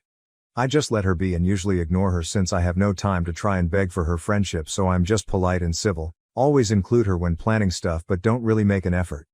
The family knows about it but we just shrugged it to different personalities. Then the wedding planning started. Emma decided I could not be in the wedding party since I was not married in a church, fine by me. Then she requested that the immediate family submit their dress planning so she could check it fits the wedding dress code, fine whatever. You see where this is going I hope. You'll see I have not gone to confession or have communion in more than a decade. If I go to a mass for whatever reason I am respectful and simply sit or stay standing during the rites I don't participate in. Well this is not good enough for her and she says I need to take communion during their wedding. I said no and she has not taken it well. For the most part I avoid her as I said before but this time I wasn't gonna say yes or risk an issue. I told her that for taking communion one needs to go to confession and I didn't want to. She said all the immediate family is doing it and it will look bad if I don't. I told her sure fine, then I'll just go have communion in front of everybody but won't do confession. She said if this was gonna be my attitude I was uninvited from the wedding because I clearly wanted to ruin the day for her. I turned to my brother and told him thanks, gave him a thumbs up and went home. My family understood my reasoning and said they respect everybody's choices but I shouldn't have said what I said. I told them I really don't want to go to the wedding anymore and I don't owe Emma explanations on my life. I only called my grandma because she heard what happened and asked me not to disrespect the church by doing the communion without confession. I promised I wouldn't do it and she is fine with me now. I got a text from my brother wanting to compromise so I replied by asking if the other lapsed people are being made to take confession too. He said no because it was only nuclear family members. I find it funny since all the others are clearly older than her and she just behaves like this with me and the youngsters. Tia? Some of OOP's comments. Commenter. You should alert the priest to her behavior. He will ensure that she stops with her actions. She cannot make rules that do not exist in the church. I would send a quick email to him and let her deal with the consequences of her own actions. OOP. I actually considered it, but I don't think I will since my grandma might be doing it herself. She has lapsed herself but didn't want me to be disrespectful, but she knows the priest that will be officiating and is not really happy with all the shit show. Why Emma is pushing this? I honestly believe it's more her trying to have authority over me than her religious views. My oldest brother finds it ridiculous but said he would not intervene unless I ask him to, which I appreciate cause despite Luke acting like a dipshit I don't want more drama. Commenter. Just consider that the less you do the longer this drama will go on. Maybe getting more people involved would actually shut her behavior down for good. OP, I don't want to give her the attention she craves. My grandma said she will handle it with the priest and I will simply sit down. My whole family and most of the common friends know already. Luke and Emma themselves told them and shot themselves. Demand an apology in order to go. I already told my parents I am not coming no matter what. They are clearly not pleased with how she spoke to me, but even more displeased with my brother, but we agreed on not intervening more. If he wants to marry her, it's his decision. He's an adult and needs no permission, but what he would lose has been made clear to him. Commenter. I would let grandma handle it. She sounds feisty. How old is she? Oopie, my grandpa used to say she was like a firecracker lol. She's 81 and has been lapsed for like 25 years I think. She still has friends in the church community and all, but they respect her decision not to participate in the rites anymore. Commenter. Yeah, I would definitely let her handle it then. Please keep us updated. I really want to know if the wedding even happens. OOP. I am conflicted because I do love Luke very much but I dislike him right now. I know grandma is fair and just. Also now I am sure Emma doesn't even know why grandma is lapsed and might be in for a shock. Commenter. Can't you just go get a blessing? I'm an atheist but my parents are hardcore Catholics and my dad became a deacon last year. They asked us, me and my siblings, to go get blessings as a compromise as none of us are religious. I still declined personally but my understanding is that going to get a blessing is common for non-confirmed and considered an act of participation. If you're just lapsed, rather than actively rejectful, then that seems like a perfect compromise, and one where you can pretend to be going for communion before crossing your arms before the priest, or whichever signal said church uses. OP, my issue is not about the blessing, it's that she singles me out and wants to have some sort of authority above me. A bunch of my family are lapsed but she has not made a big deal over it except of me. Her stupid argument falls apart because my oldest brother is also lapsed, but she doesn't seem to care or maybe she has not realized it. She has not mentioned anything to him, but is making a huge deal because I don't participate. One of the top comments, Lucky Effective 1564, NTA who died and made Emma Pope. OOP, LOL I will share this particular one with my grandma next time we talk. She is gonna love it. Update Post 1. Things have moved but I wouldn't call any of this a positive progress. I would like to clear something I kept seeing in the comments. I won't request a special blessing or go in the queue for communion. It isn't about the blessing or the compromise but the singling me out. I often just stay quiet or take a general family blessing if we go to weddings, etc. I have no issue with compromises. I have an issue with Emma and her ridiculousness. I don't know why she has this thing with me. I do look young but not like a teen or a child obviously. She has 2 younger sisters and is very authoritative with them. I have witnesses her being very my way or the highway with younger people so she has issues for sure. The confrontation from the last post was on Tuesday and today we had lunch at my grandma's. I think you should also know that my brothers have a tricky relationship, as in they are not as close with each other as they are with other siblings. My older brother Robert is very no nonsense and he has never been a fan of Emma but he didn't think he should have to intervene because Luke is an adult and capable of navigating relationships. All this is going to be relevant I promise. We visit grandma a lot since she lives by herself and we truly enjoy her company. Today we were all there because she is over this drama already. After a lunch, that was more like snacking to be honest, she asked us all to clear the air. Emma continued with her rant about me being a disrespectful person and that she was asking the bare minimum from me. My grandma asked her why she had no issue with her not taking communion and Emma said that she was her elder and for sure her reasons were more than a tantrum like it was in my case. She also repeated that she was asking this of all the siblings and I was the only one that was being difficult with her tiny request. This is where everything crumbled for her. I mentioned in the comments that Robert is also lapsed and he was already exhausted by this situation. He asked her why she had no issues with him not taking communion and she looked like a kid that was caught. She didn't have a proper answer. Robert then asked her if she even knew why he and grandma became lapsed. She shook her head and looked at Luke for help. Luke, on the other hand, was staring angrily at Robert and I but said nothing. Robert explained to Emma he was the reason Grandma became lapsed. When Robert was a teen, he came out as gay and was so worried about our grandparents' reaction since they were very active in the Catholic Church. Grandma felt awful about it, and even worse when she went and spoke about this with the then priest of her church. That priest was super old school and told her that Robert was committing sins, he was going to hell, he needed to find his way, the whole 9 yards. Grandma didn't take that so well and simply stopped going to church and started spending that time with her grandchildren. Over the years she started getting into the whole community again, but she decided she was done taking the sacraments. She respects parts of the church but can't fully reconcile with it. Emma was a bit confused since Robert is married to a woman and he explained he is bisexual and ended up with a woman just as he could have ended with a man. He also commented they are not married in the church, but that didn't matter to her, like it mattered when it came to me. He asked her directly what was her problem with me. Long story short, she said I was rude since the beginning and kept treating Luke wrong. Oh, and I also was very snarky about looking younger than her. Crickets.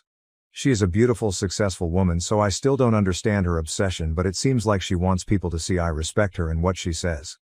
I just started laughing. She started crying and saying I turned my grandma against her. My grandma told her to stop blaming people for her being a negative person and she was always going to side with me over her. Luke got upset at that and asked her why she was not supporting him, and she simply said she doesn't support him being a lapdog for a crazy woman. More was said, nothing got truly resolved. I was kind of invited again but declined going. Grandma is undecided if she even wants to go at all. My older siblings told Luke they will go to the ceremony if he seeks couples therapy or at least therapy. My parents are having headaches and now dislike Emma so much they can't hide it. Oh. And yes, Grandma spoke with the priest and he wants them to do extra premarital counseling or he won't officiate. I hope they don't get married, but he is old enough to derail his life if he wants. I thank you for letting me vent, and my grandma loved the Pope joke. Update 2. My brother has gone too far and I decided to be done with him. He made our grandma cry and I think permanently damaged a lot of his relationships. I want to mention some of my cousins and other family members thought I was just stubborn and creating drama, but now there is no longer my side or Emma's side. Maybe he always felt this way, but the issue he has with Robert is absolutely ridiculous. He was so upset with what Grandma said about him being Emma's lapdog that he called her to speak about it. I was obviously not present for the conversation, but Grandma told me what happened and Luke confirmed it. He told her that it was unfair of me to ask Robert for help since he was her favorite grandchild and would get her to side with me no matter how wrong I was.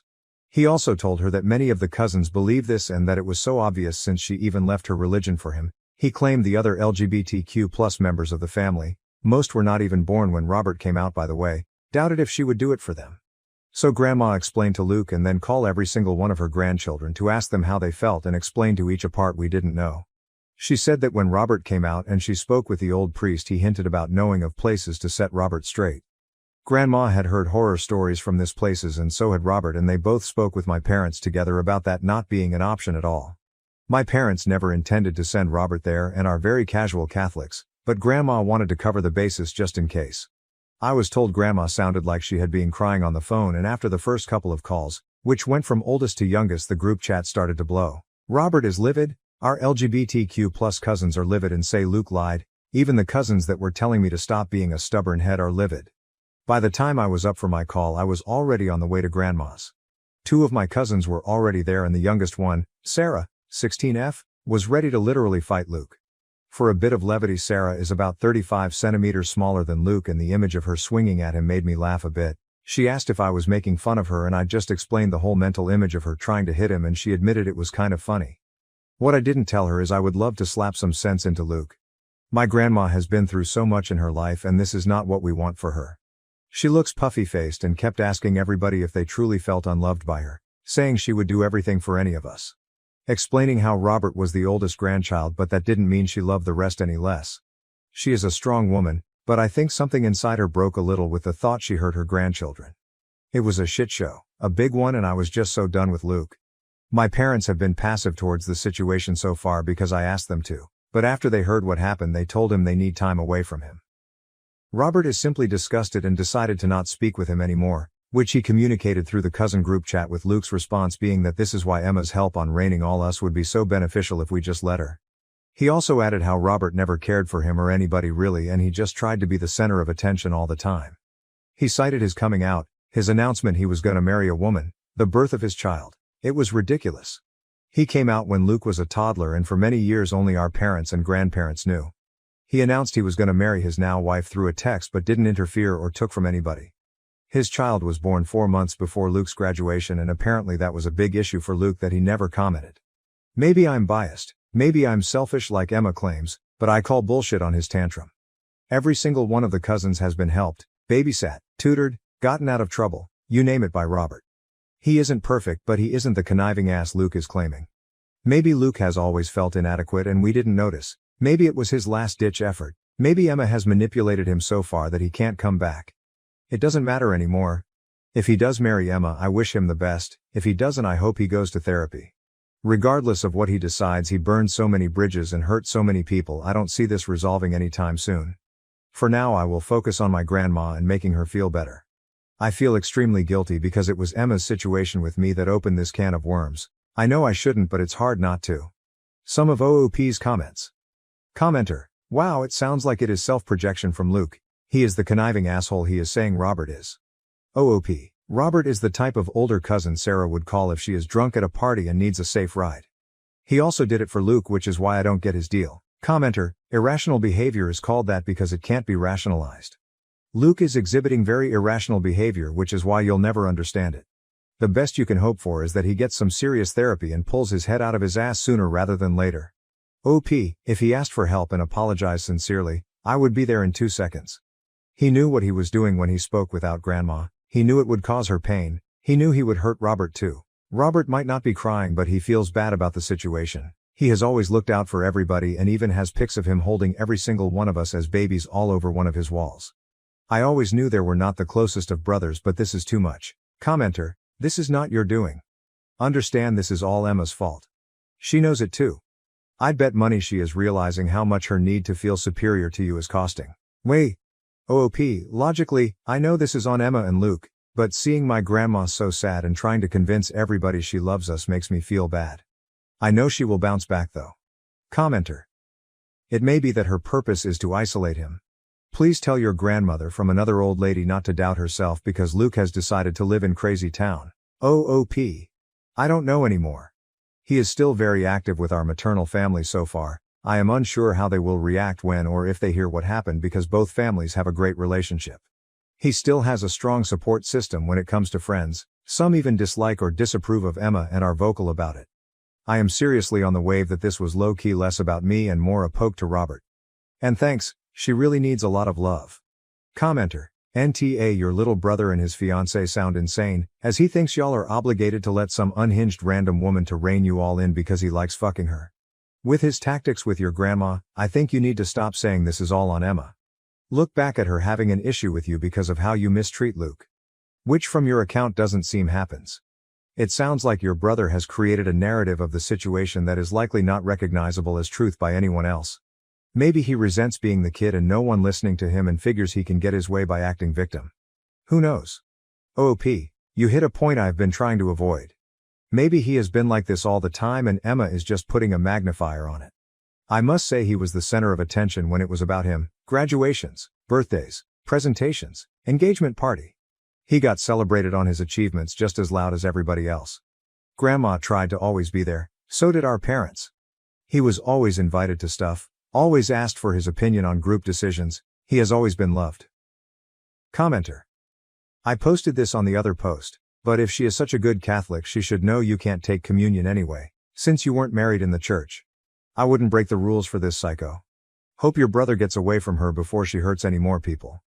OP: oh, that is so out of the question now. I wouldn't go to that wedding even if the Pope himself asked me to. I am going no contact with Luke and so are most of my relatives due to his conversation with grandma. My sister sabotaged my wedding. And now, with her struggles to conceive, my parents want her to share my baby. As a little background, my sister Pam, 30F, persuaded our parents and a few of our family members not to come to my wedding. She believed it was inappropriate for me to marry her while she was divorcing. She turned to lying and spreading rumors to get people to avoid me because the truth alone wasn't enough to make them hate me. My spouse and I recently shared on social media that I am currently in my second trimester of pregnancy. I am 27F. My parents and Pam learned about it in this way, And after we had not spoken for over 3 years, they tried to mend things with me. Why? Pam is sadly unable to conceive due to her infertility. Despite the fact that she has failed multiple IVF cycles, she is adamant about trying again. Pam does not believe that surrogacy or adoption are the best options for her at this time. Since I'm expecting a child, my parents thought it would be beneficial to make amends with Pam so she could spend time with a child who is not directly linked to her. They even proposed that the child have 2 mothers, saying that this would benefit me because I would receive more assistance. My parents really only want to pretend to be a happy family, now that Pam is unable to have children of her own. During the call, I was able to see through their phony politeness. I informed them that I would not accept this idea and that it was completely irrational to expect me to comply. To be honest, it was ridiculous that they even believed I would think about letting Pam act as the mother of my future child. I clarified that they shouldn't have done it because I was expecting a baby and they wanted to give Pam a plaything, but rather because they truly loved me and were sorry for how they treated me. They took issue at what I said, claiming that Pam was prepared to volunteer for her future niece or nephew and that they were just providing assistance because they knew I would require assistance when the kid was born. They said I was being too harsh and that it was all perfectly innocent. I replied that my husband and in-laws were already providing me with all the assistance I required because I was the mother. They should keep avoiding me in the future if it was easy for them to do so in the past. Here's where I might have gone too far. I suggested that Pam might not be able to conceive because she was a horrible person and wouldn't be a good mother. My parents, a few family members, and of course Pam herself sent me a ton of texts after that call. They all demand that I should apologize to them, claiming that what I said was needless and unkind. I shouldn't kick people when they're already down, they say. The issue is that I can still clearly recall every event leading up to my wedding, and I harbor deep animosity toward Pam for her actions. I find it hard to feel bad about what I said. To put things in perspective, while I was organizing my wedding, Pam had already been married for 2 years. Prior to their marriage, she and her ex-husband had been dating for 3 years, and she had always understood his desire to live a childless life. When they began talking about their future after a year of dating, it was among the first things she brought up to our parents. Even though I was in the room at the time, they continued their chat as usual, acting as though I wasn't there. Another problem is that even as a child, Pam and I have never gotten along. She has always been the beloved daughter of our parents. When we were younger, we used to quarrel a lot, but eventually we just learned to ignore one another. She therefore knew for a fact that she wanted children in the future, even if she was telling our parents that her ex-boyfriend preferred a childless existence. In the end, they agreed to bring up the subject again when they were married, and she hoped that by then, he would have changed his mind. She tried to persuade him to have children, but he refused to change his views, and they started fighting a lot. She would frequently look very distraught at family gatherings and tell about how hard it was to stay with him all the time. Her decision to wed a man who had made it apparent that he didn't want children was, in my opinion, her fault. It was she who thought she could make him reconsider. However, she had no right to hold him responsible when she was unable to. Naturally, I kept all of this to myself since I knew it would just cause more problems. I tried to persuade him for a few months before my parents informed me that Pam had returned to live with them permanently following a heated argument with her husband. They told me there was no way out of it at this point. My spouse and I had just begun making deposits for our wedding at this point. After almost 4 years of dating, we had been engaged for a few months. We had waited until we were both comfortable in our employment, even though we had been prepared for marriage for a while. My parents therefore told me that they wanted me to put off my wedding forever when they told me that Pam and her husband were going to divorce. They didn't want me to marry Pam at the same time she was divorcing in order to offend her. They said that Pam already had it difficult because she had to postpone her intentions to have a baby. They said that I should not forward with my wedding in order to spare her feelings because she truly wanted to become a mother. It was likely the most ridiculous and inconsiderate thing they had ever tried to get me to do. I informed them, of course, that I would not delay my wedding for Pam. Whether she liked it or not, I was going to marry. Since we were never close, I didn't care what she thought about my wedding. But my choice did not sit well with my parents. They were upset because I wasn't prepared to put their beloved daughter's sentiments ahead of my own wedding arrangements. They warned me that they wouldn't go if I didn't postpone the wedding. I knew my parents had a soft place for Pam, but I never imagined they would go to such lengths for her, so that was incredibly upsetting and devastating to me. Nevertheless, I accepted it and informed them that they may do as they pleased. Pam wasn't content, even though it should have been the end of it. She didn't like that I was getting married, so she made sure the rest of the family didn't come either. She initially only tried to win people over by saying that it was rude of me to get married while she was going through such a difficult period. Although the majority expressed sympathy for her, they did not specifically state that they would not attend my wedding. She made the decision to step it up after realizing this. She began spreading stories about me because the truth wasn't contentious enough. Pam started claiming that I had been persuading her husband to divorce her because I was envious of her and couldn't bear the idea of her having a child before me. I had never been friends with her spouse, so the allegations were ridiculous. If he and I had ever gotten close, I genuinely doubt Pam would have married him at all. People began to believe her, though, for some reason.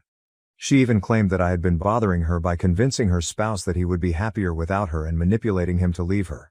Pam claims that I was to blame for his lack of desire for children since I had reportedly persuaded him that having no children was the way to go for our generation. All of it was false. I assume she lied so firmly that others started to believe her, even though I hadn't really engaged with my brother-in-law when he was married to Pam. Many folks turned down my wedding invites. A couple of my supportive cousins and other family members told me about Pam's comments, so I already knew why. I wasn't shocked to learn that no one provided me with a detailed explanation for their refusal. Only a few relatives and a few individuals from my side of the family came to my wedding. Everyone else was either a friend or a co-worker. On the bride's side, the attendance was dreadfully poor. In the weeks before the wedding, I recall being really furious about all of this. Many individuals had already made up their minds, and some had even blocked me, but I knew I could try talking to them and being honest. I didn't bother because it would have been my word against hers. Fortunately, my spouse, friends, and in-laws were there to support me on the wedding day. I barely noticed that so many of my family members weren't present because they made sure I had so much fun. I haven't forgiven Pam for what she did though, simply because I had a good time on my wedding day. She was vengeful and vicious in what she did. She made sure I wasn't happy just because she didn't get her way, which was quite typical of her. She had been like way since she was a child, but most people get over those habits, especially by the time they are in their late 20s. Regretfully, I am unable to say the same for her. I cut her and my parents off entirely after that incident, and my animosity toward them only deepened. I saw Pam's ex-husband for the first time since their divorce around a year later. One day while my husband and I were out to lunch, we noticed him eating with some of his coworkers. We weren't expecting him to greet us, so it was a little awkward, but he approached our table, congratulated us on our wedding, and expressed regret for not being there. He clarified that it was because of my sister's predicament. We were also courteous because he was chit-chatting, and my husband even made a joke about how he might as well have come because Pam didn't show up.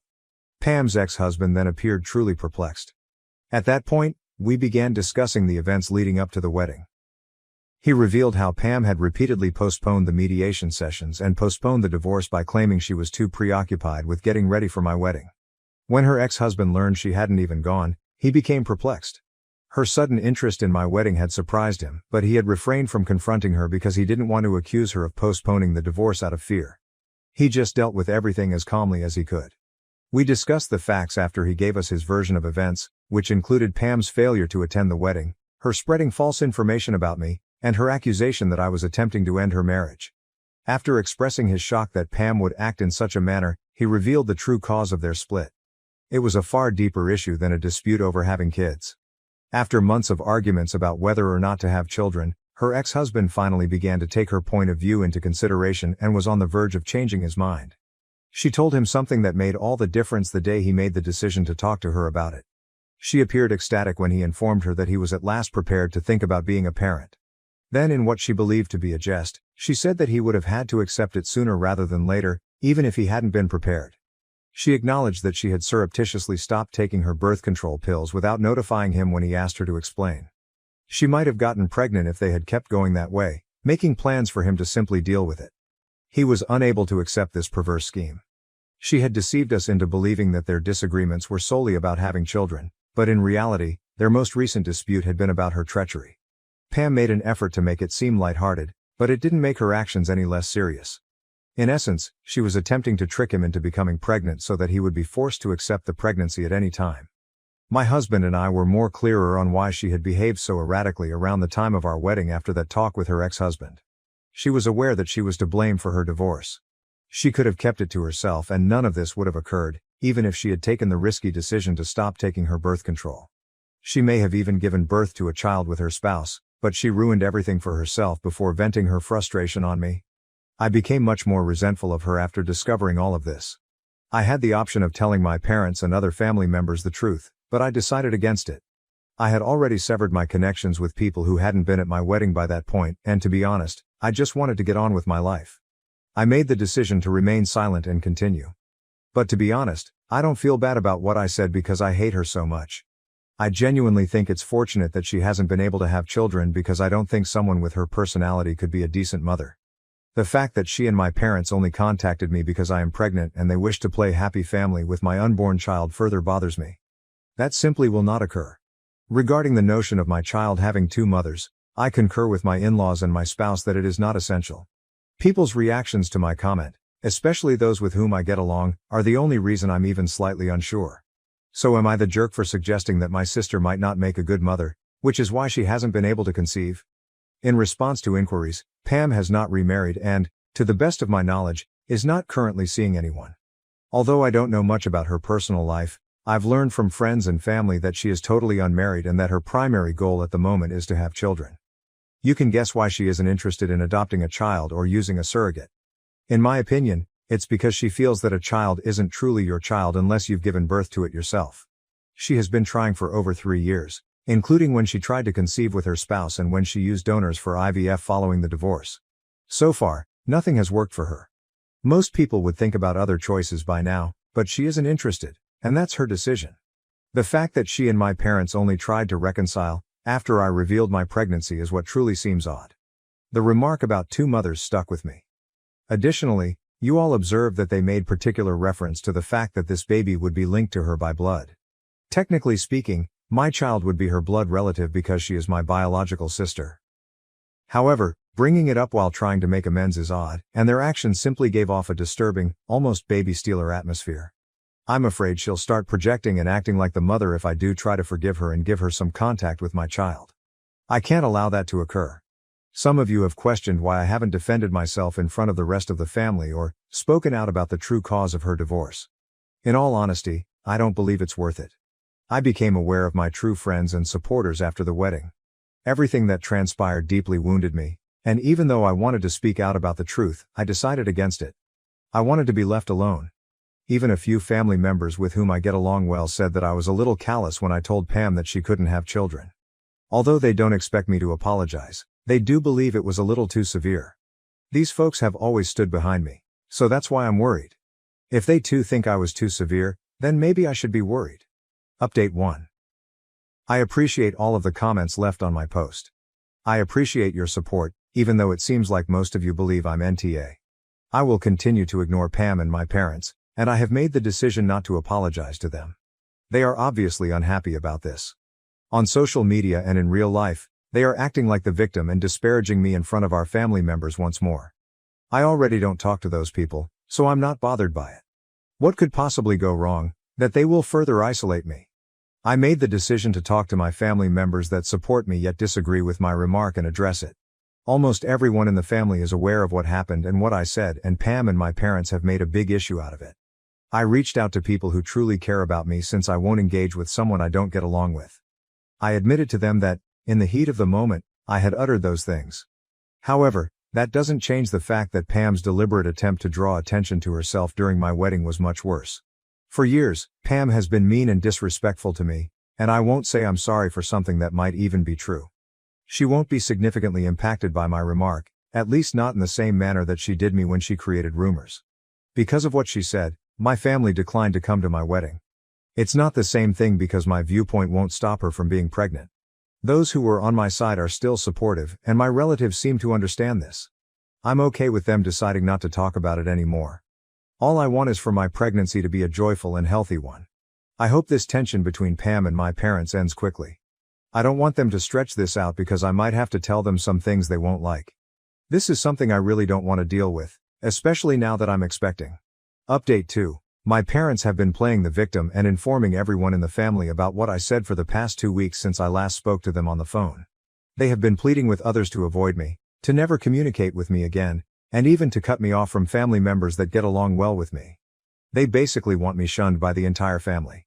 My parents haven't been successful in their strategy though, because as I indicated, I was able to work things out with the people I care about. They obviously didn't like it, so they posted disparaging remarks about me on social media. I am aware that the posts are about me even if they haven't specifically mentioned me. They have been discussing a particular relative who has always tried to ruin lives, and always been jealous of Pam. That's why I allegedly made fun of her infertility, they say. I knew it was all lies, so at first I didn't care. But it really got to me when they recently posted that I was the one who destroyed Pam's marriage. I chose to reply since they were repeating the same falsehoods they had told me around the time of my wedding. I made contact with my former brother-in-law. Even if we don't communicate frequently, we are on speaking terms because we still greet one another on holidays and on our birthdays. I told him everything that had been going on and asked if he would mind if I told the truth in public. I did what he told me to do. The drama has escalated since I wrote about Pam's actions and the true cause of their divorce. Although I haven't spoken to anyone directly, family members have been calling, texting, and emailing me to ask whether it's true, to ask me to remove the post, and even to accuse me of lying about Pam once more. None of them have received a response from me. My parents and Pam, on the other hand, have remained remarkably silent, which suggests that they have little to defend themselves. They'll find words though, I'm sure. Even after all of this, it's disheartening that no one in the family has bothered to apologize to me, but it's okay since it's exactly what I anticipated. I believe I've been successful in exposing Pam for who she truly is, which was my major objective. I'm just going to relax and observe what happens next. Update 3.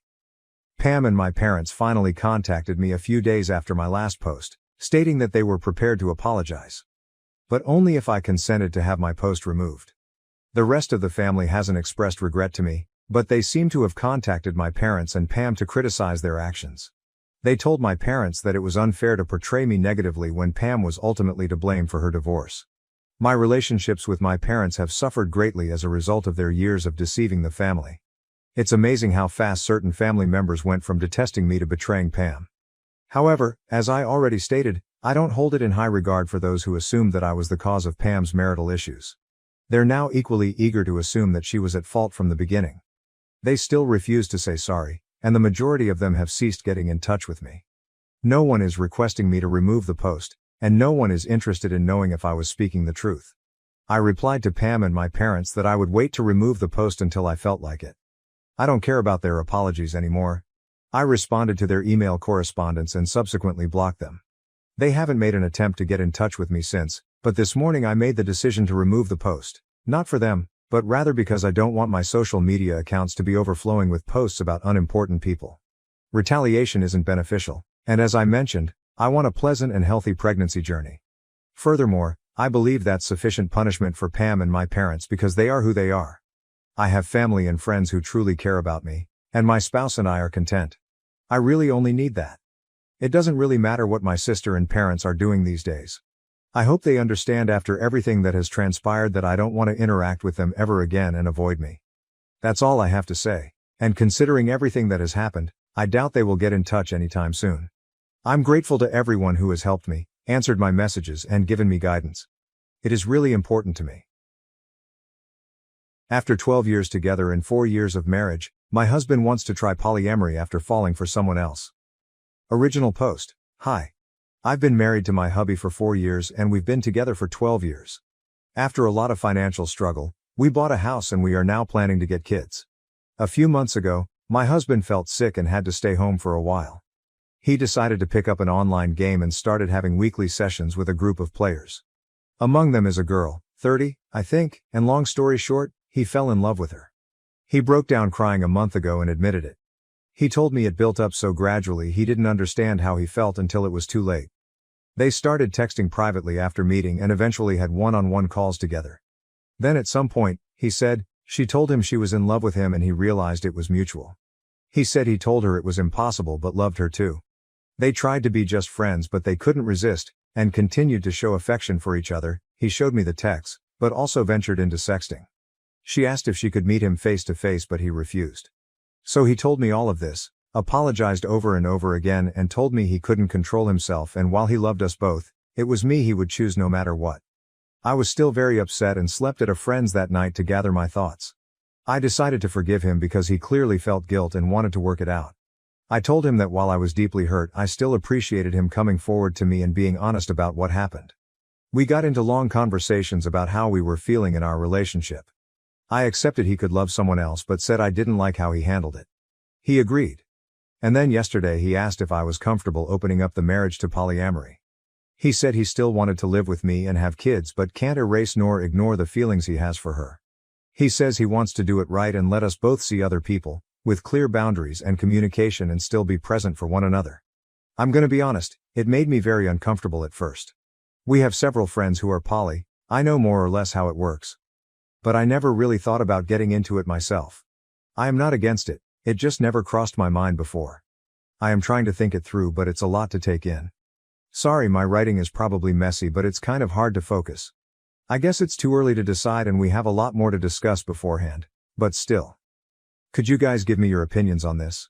Thanks a lot. Top comments. Commenter 1, I'd be divorcing so fast. Dog of the bone. So he cheated and now wants to be able to keep cheating by calling it poly, lol. Come on, do not have kids with this man for the love of God, and if you have any self-respect you'll be serving him divorce papers as soon as possible. Sorry your husband is a cheating ass. Swamp Cats, you got married under the assumption you would remain monogamous. He is trying to fundamentally change the nature of your relationship. If I were you, I would drop any attempts at conceiving and figure out your next steps. Personally, I would not stay with someone who desired an open relationship. You need to decide if it's something you're willing to entertain or not. Update 1. First off, sorry I didn't reply to all your comments. I am very thankful for them. They helped me realize hard, but fair, truths about the whole situation. I waited for a bit to think about it all and had multiple long discussions with my husband. I wanted to confront him before making a final decision. To answer some of your questions, the other girl wanted to meet him, but they never did. Partly because my husband refused, but honestly, mostly because she lives too far from here. I still got checked for STDs though, and I'm clean, yay.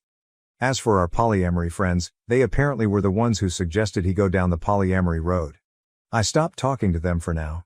I'll deal with the bigger problem first. I told him his actions hurt me deeply and that while I appreciated him admitting his affair, it was still infidelity. I told him what you guys said, that turning it into polyamory was merely greenlighting the affair after the fact. That polyamory should be built on mutual trust and communication, which he already broke. That I didn't feel respected. It destroyed him. He said he already knew, deep down, but didn't want to admit it, neither to me nor to himself. We both screamed and cried a lot. He finally admitted he wanted to open the marriage for selfish reasons. He is very sorry. He cut off contact with the other girl, let me fully access his computer and phone, and now wants to go to counseling to repair our relationship and marriage. He has shown me a lot of affection and attention since then, although he admits himself it's sometimes out of guilt and not just out of pure love. And now I want to make it work too, but, am I? Or is it a sunk cost fallacy? I don't know. Our first session is in 2 months, the earliest we could get, and every day I change my mind. Literally yesterday I wanted to leave him, while today I think it's worth giving it a try. Because we've known each other for so long, we understand each other on a very deep level, share a lot of interests and have already built so much together.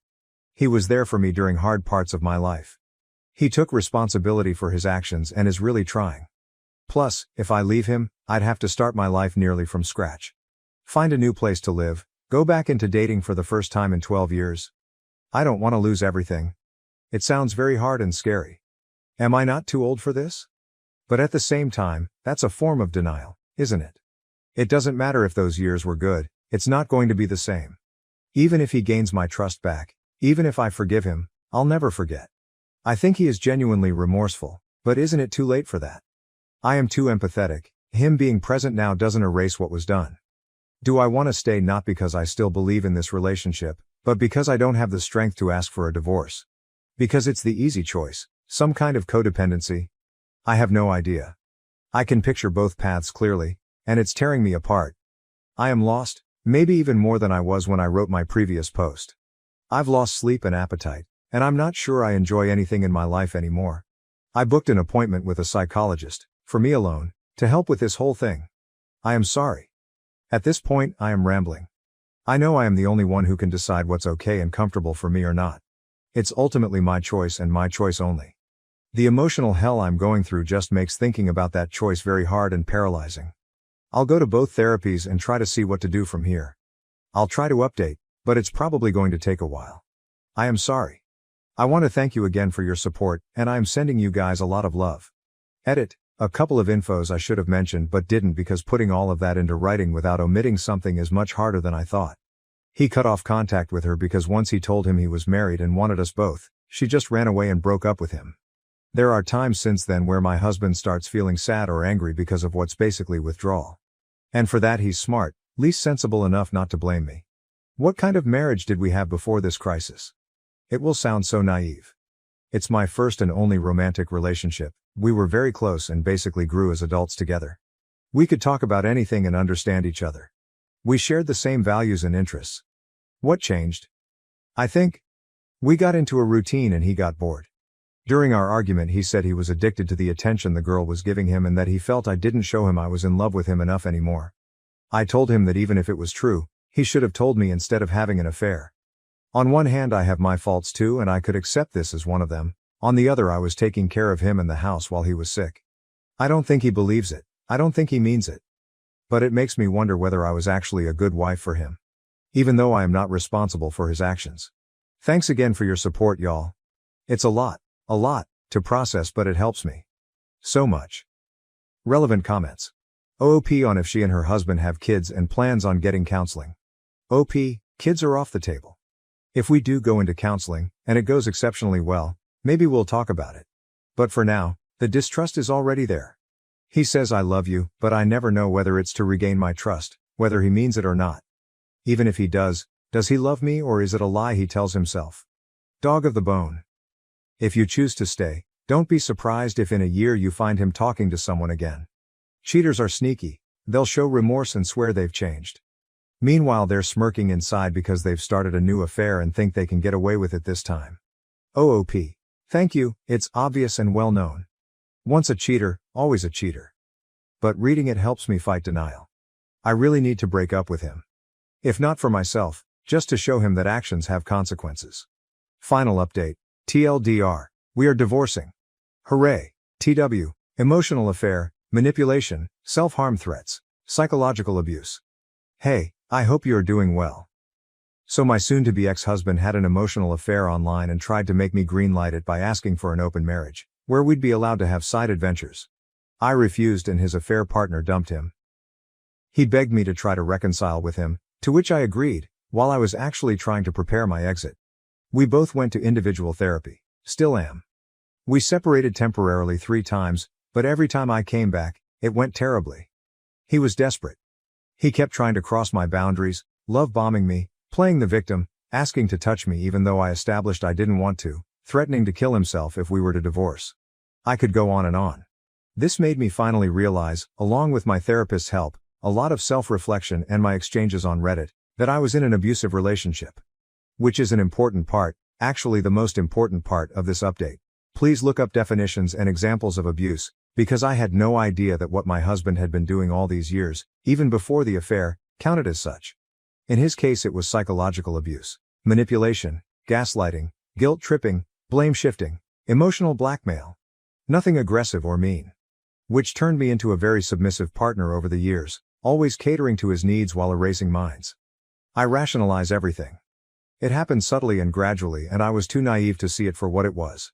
His emotional affair and open marriage proposal were the natural continuity of that. Of course, the more I tried to get away from him, the more manipulative he got. Now that I was aware of it, I knew what he was doing. But fighting years of conditioning, even if you recognize it and succeed, is kicking exhausting and disarming. So, earlier today, I brought a friend home to assist me. We sat down, the 3 of us, and I told my husband we were over and I handed him the papers. It might sound dumb but it's genuinely one of the hardest things I've ever done in my life. I was terrified. Yet he agreed. He repeatedly asked me if I was sure. He reminded me of the family we were planning to have and of our best memories together. Was it all for nothing? Apparently, yes. He was heartbroken. Clearly mad and frustrated. But still, he agreed. He signed them and went back to his parents for now. We still have to go through the whole procedure, separate our assets, decide what to do with the house and all. And he still wants us to go to marriage counseling. But right now, I feel free, for the first time in months. The last hours have been a mix of tears, celebration and godly, restful sleep. And I have to thank you guys again, because my first Reddit post was the wake-up call I needed to eventually, finally, get here. Better late than never. Thank you so much. Lot of love to you all. Relevant comments. Fiona 7305. He reminded me of the family we were planning to have and of our best memories together. Was it all for nothing? Apparently, yes. He was heartbroken. That's a special kind of asshole. Was it all for nothing? After cheating on his partner. He sounds like an insufferable dickhead, honestly. Congrats on your freedom. OP, I know, right? The hypocrisy, the nerves of this man. The worst part is that he appears very charming to everyone who knows him, myself included. Hell, a lot of people from our circle, who are aware of what he did, still think he's a good person who just lost himself for a while. I guess it's hard to accept that the ones we love can be terrible people too. Any decision, 470. You have been through a long, hard journey, and it will take a while yet, but you are investing in yourself and your health and happiness. Good for you. Continue self-care, and practice safety and security. Slow down and heal so that you will be strong and ready to seek and recognize true love. Wishing you a joyous future. You can do this. Oop, thank you. I'll do my best. I like to think the hardest part is behind me, but this story taught me to expect the worst. Whatever happens though, from now on, it's me first. I deserve love and happiness and I'll fight for it. Update 3, my previous post should have been the final update. I wish, God I wish. But no, of course not. Of course it got worse again. Fuck my life. After my soon-to-be ex-husband signed the divorce papers, we went no contact, or at least, I tried to. He still sent me text messages, voice messages, and tried to call me multiple times. He even sent me a long letter full of statements such as, I'm concerned that your mental health is deteriorating. I believe you need antidepressants to help you feel like yourself again.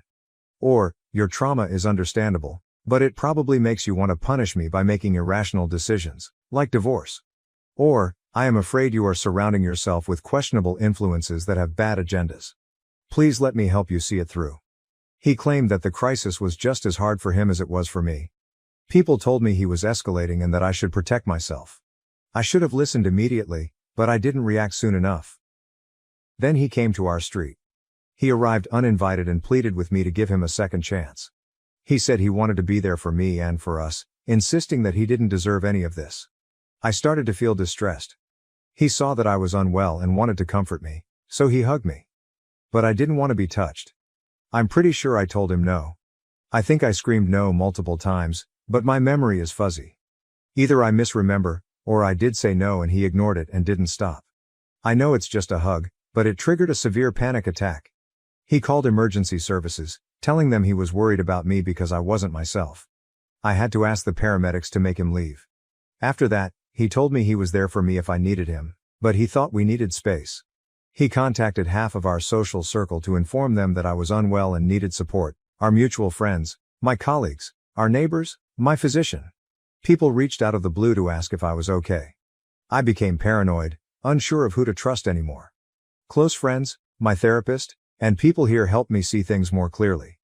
My lawyer filed a restraining order against him, but unfortunately, it was refused. Not enough concrete evidence of a threat, apparently. I want to scream? We submitted a second request, which is currently being reviewed. In the meantime, I've moved into an apartment of my own. He doesn't know where I live, hell, almost nobody does. I constantly wonder how he reacted when he found out. I'm still paying my half of the mortgage because nothing has been decided regarding our house yet. It's financially very hard for me, but I do feel safer. I am feeling much better, although I remain haunted by constant stress, sleep disorders, nightmares, nervous tics, random bursts of tears and rushes of anxiety. My physician prescribed me sedatives, they do make it easier. I realize I'm isolating myself more and more. I try to fight it, but I'm really afraid that sensitive information could leak, even accidentally. I've started reaching out to my closest friends again, as much as I can. I'm trying to come back here on Reddit. I keep going to therapy, it's necessary. Because one part of me, the part he cultivated for so long, urges me to stop all of this. To go back to the house, cancel the restraining order, cancel the divorce, call him, apologize, and repair our relationship. It would be insane. I am not going to do that. I do not listen to that little voice. I don't. But when your defenses are attacked over and over again, it becomes incredibly hard to reason properly. I can't wait for the divorce to be over. I just want to move on. I want all of this to be behind me. I'm sorry this is bleak. I wish I would have left sooner. I just hope this can help someone. Anyone. Relevant comments. OOP needs to get cameras for her new place. OP, I already have a Ring doorbell. I am waiting for this month's salary, which should probably arrive today or tomorrow, to buy additional cameras. I also got my landlord's authorization to add latches to the door. I hope this will help. OOP talks with her therapist about how manipulative her ex is. OOP, my therapist is aware. She stopped putting gloves on a while ago and straight up said his behavior is abusive. She encouraged me to move out and gave me a lot of grounding and breathing exercises to help me when it gets overwhelming. As I said in another comment, I'll see if I can find someone else, maybe specialized in trauma, but the waiting list can be very long here. I've been journaling for a few months now and it's true that it helps a lot. As for my friends, I have a couple ones I really trust and they already know everything. I am trying to find a balance between venting to them about all of this and keeping some lighter, positive interactions. Anyway, thanks for your support. It means a lot to me. Mom sold our dad's house to buy her new husband a boat. Now she's begging me for a place to stay after he left. Behind our backs, Mom sold our dad's house to purchase a yacht for her unemployed new husband, who later left her for someone else. She spent all the money and now begs to live with me. If that's the right description in this context, my 50F mother has had a pretty interesting life. My grandparents felt that women should take care of the home and family, so it was okay that she was never a good student. She still adheres to the same values that she was raised with. At the age of 20, 2 years after graduating from school, she married my dad. She gave birth to my older sister Jasmine, now 29F, when I was 21, and to me Bianca, now 27F, 2 years later. Dad was always closer to my sister and me. He was quite supportive, although he didn't agree with Mom. He made it a point to always be there, enrolled us in a number of extracurricular activities, and pushed us to succeed academically. I enjoyed drawing, so Dad surrounded me with art tools. Dad also made sure my sister never missed a day of soccer practice since he saw her potential there. My mother was tremendously annoyed by the fact that he was constantly there for us. She disapproved of our pastimes. She disliked that we were intellectually minded, and as a result of our nature, and Dad's encouragement, she actually lost a lot of respect in her family. We were disliked by my maternal grandparents in particular. When Dad died when I was 11, everything changed. He died a few days after being hospitalized following an automobile accident. My mother suffered a severe financial and emotional setback as a result, and naturally, so did the rest of us. We were done financially, but I don't want to discuss the mental turmoil we endured since it is irrelevant. We didn't have enough insurance to pay for the thousands of dollars Dad's hospital stay had cost. My mother had no savings of her own because she was unemployed, and the majority of his savings were used to cover the bills. I recall that we had to sell a lot of our belongings a few weeks following his passing.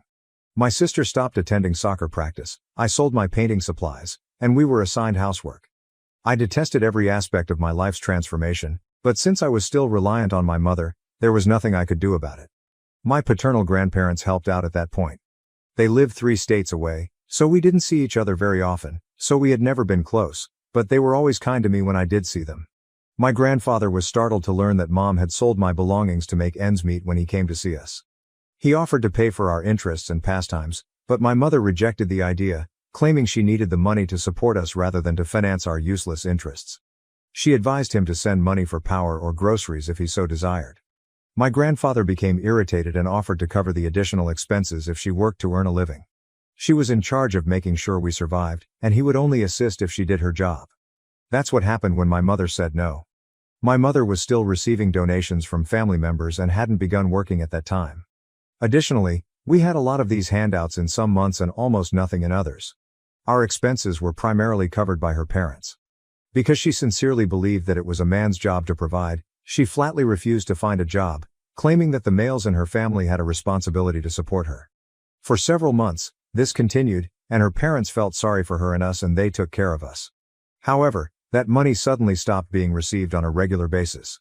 Due to Mom's extreme financial hardship, Jasmine and I had to work to supplement our income. We could be seen at a neighbor's house every weekend, weeding their garden, strolling their dog, etc.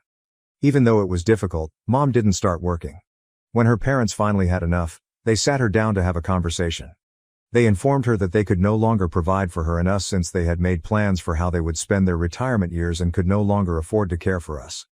Mom was really surprised by this since she had thought that because Dad had passed away, her father should be responsible for looking after us because men provide. Given how my grandparents had brought her up, it was difficult to dispute with such reasoning. However, they were now shifting their position. According to them, the husband's role was to support his wife, and if he passed away, the wife would have to take care of the children. My mom and her sister had been informed that all of their possessions would pass to their brother, so they were effectively cutting her off.